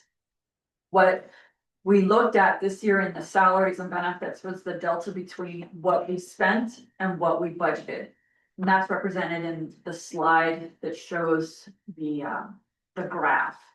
The orange represents the delta between what we spent and what we budgeted for salaries. And the gray being what was spent and what was budgeted for benefits. And you can see over time that those are some changes in method. And we're hoping to stabilize that this year with creating a better method. And we looked at 3 models.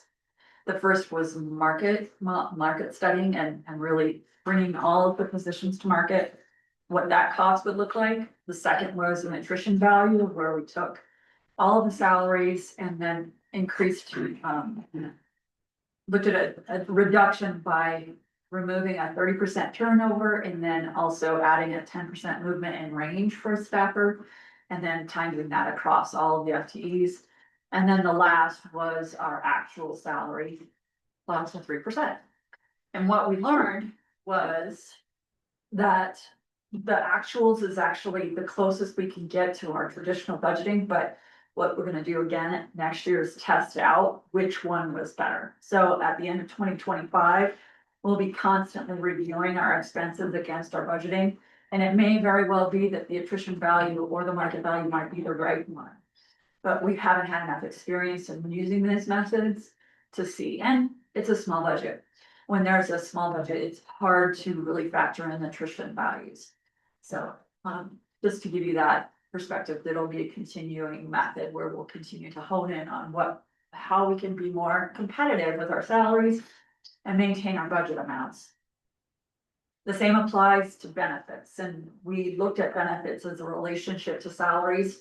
And that what you are paid by way of contribution by the county and by way of your own contribution for your benefits is actually how much is spent on benefits.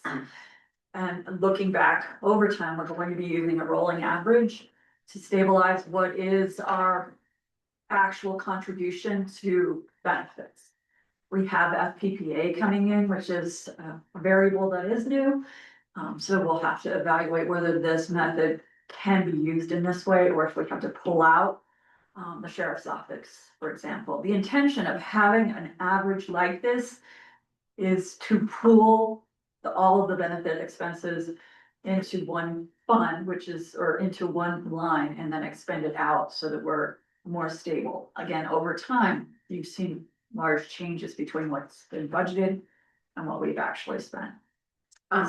Yes, Rachel, just for clarification, Yes. salaries and benefits, one that was over budgeted. So in 2023, salaries were 192,782. Right. Really low. It's the distinction between, salaries, correct.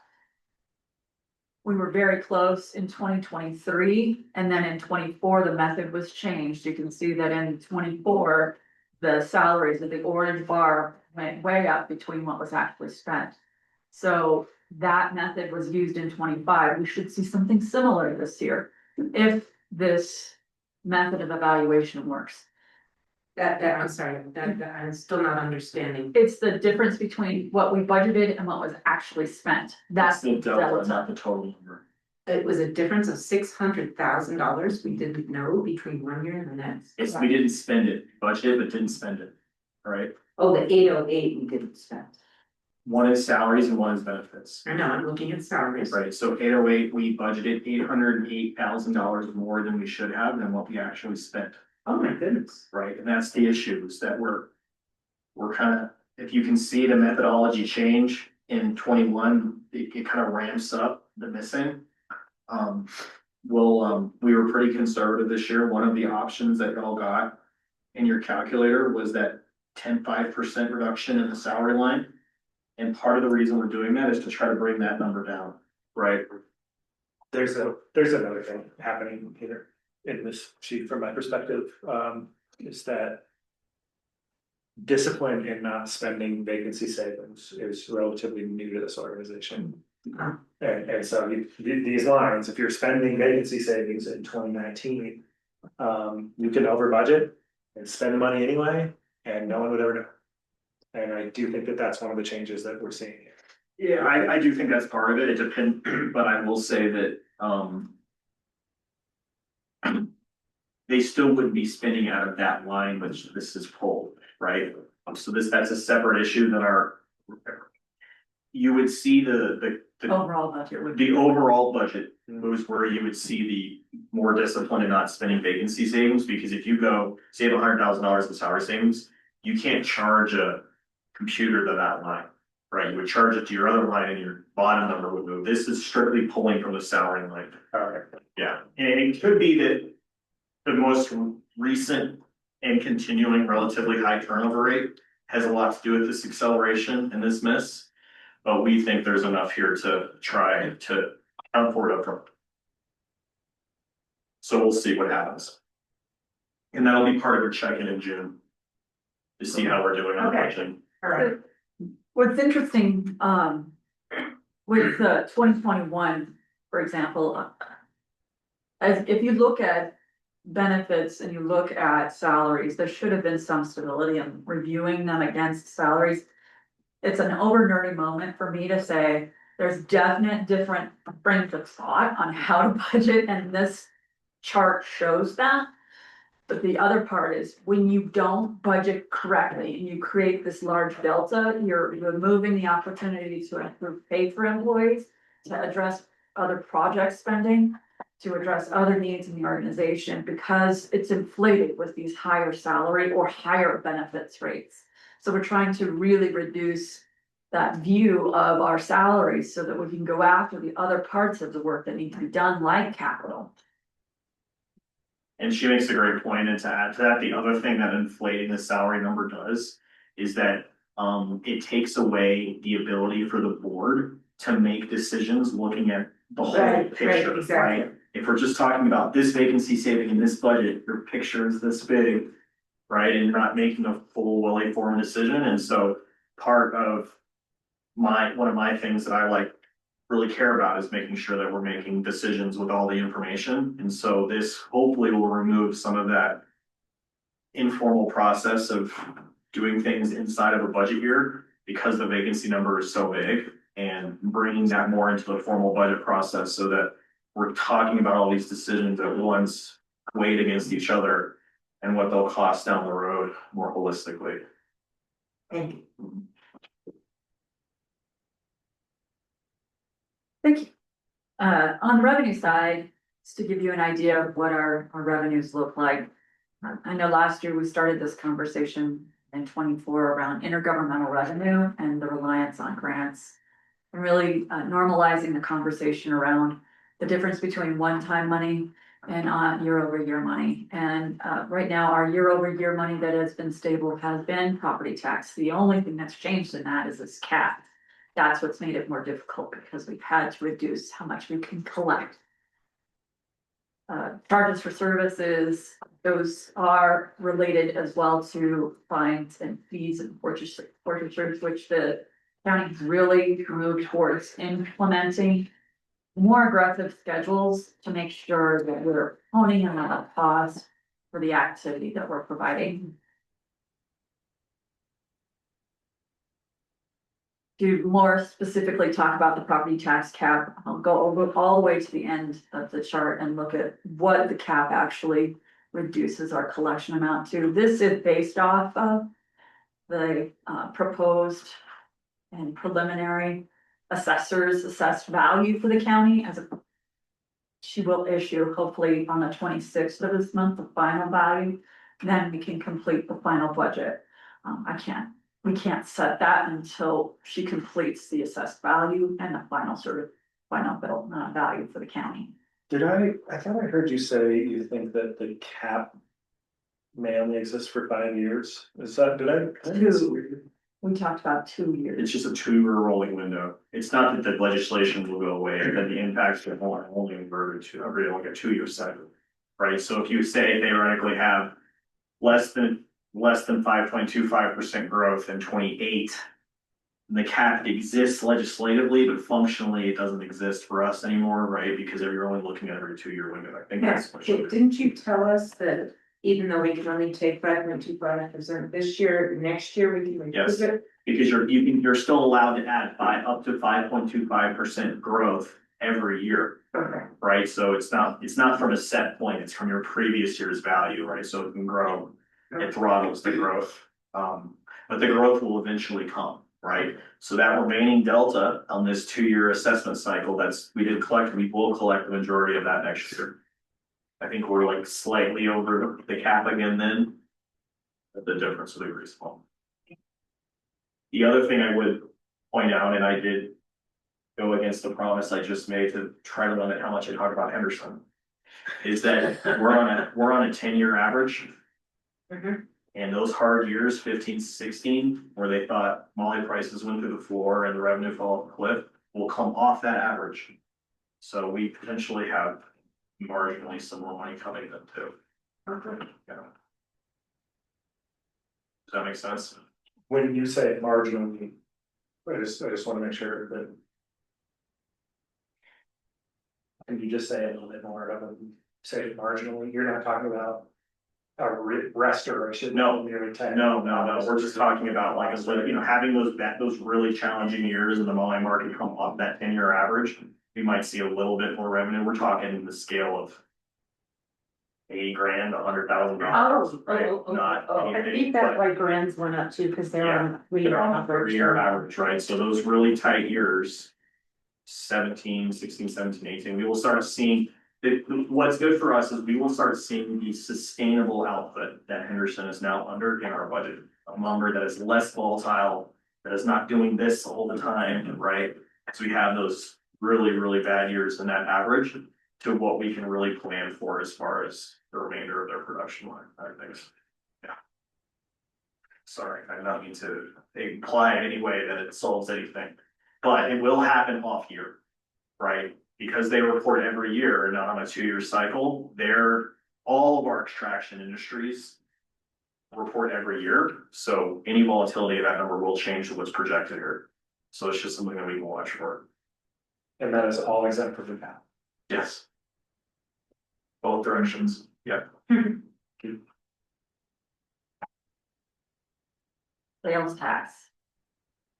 We're flattening our sales tax. We're continuing to observe a reduction in our collections even this year and hoping for a big slug at the end of the year, which is a typical allocation that we do receive. And we do see an increase in funding at the end of a calendar year, but right now we're both really comfortable with maintaining what we have in our 25 budget as a 26 sales tax. And so much of that is based in consumer index. We're the reality of how much money people actually spend in an uncertain economic time will play out next year as well. I think we're starting to see the beginnings of that as part of our collections currently.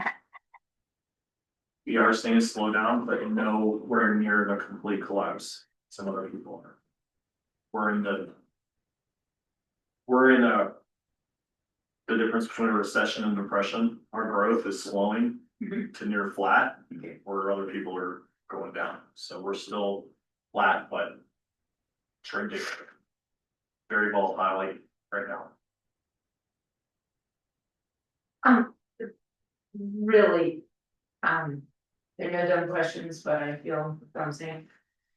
Counties can't collect income tax, right? Not in the state. I know New York City can, I don't know how, but not here.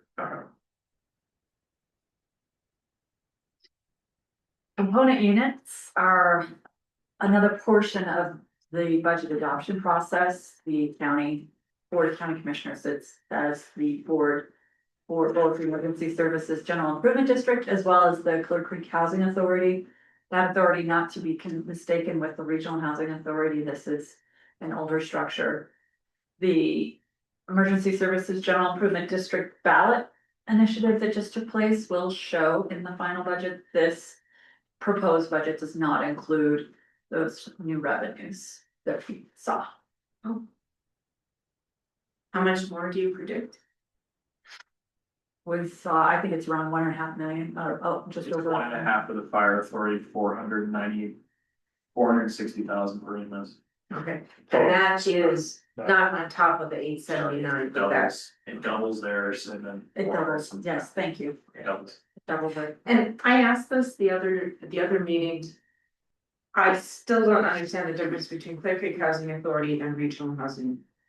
One is a component unit, Which is which? this one.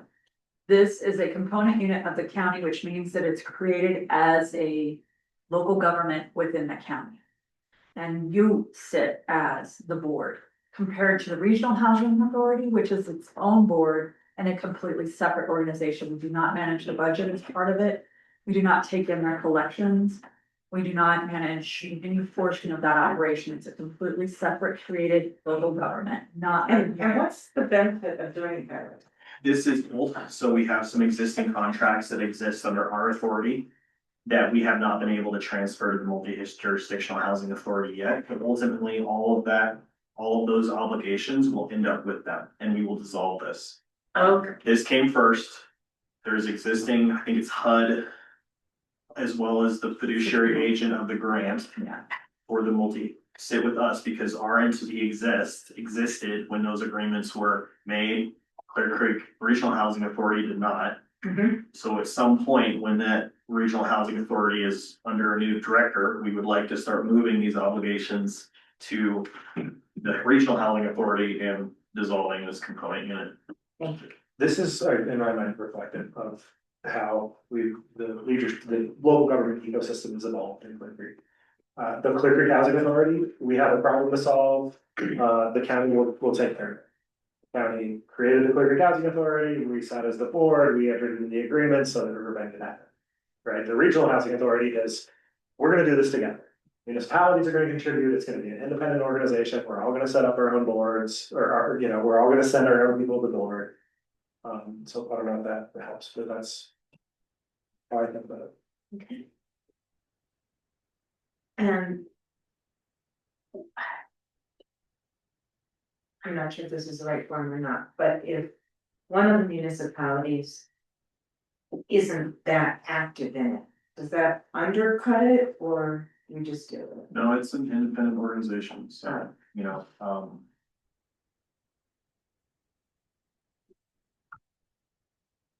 Thank you.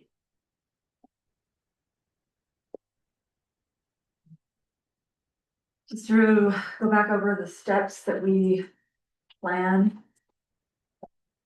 We have provided 4 work sessions with you all. And the staff have worked very hard in making sure to share to you what our activities are in the larger picture. Then we have, next up, our budget adoption process on the 9th. And then on the countywide mill certifications, those will go up in front of you all on the 17th of December. And then I file everything off to the state, we do some simple certifications, and then we start over. Okay, thank you for that presentation. Any public comment? If you're on Zoom, you can find your raise hand button.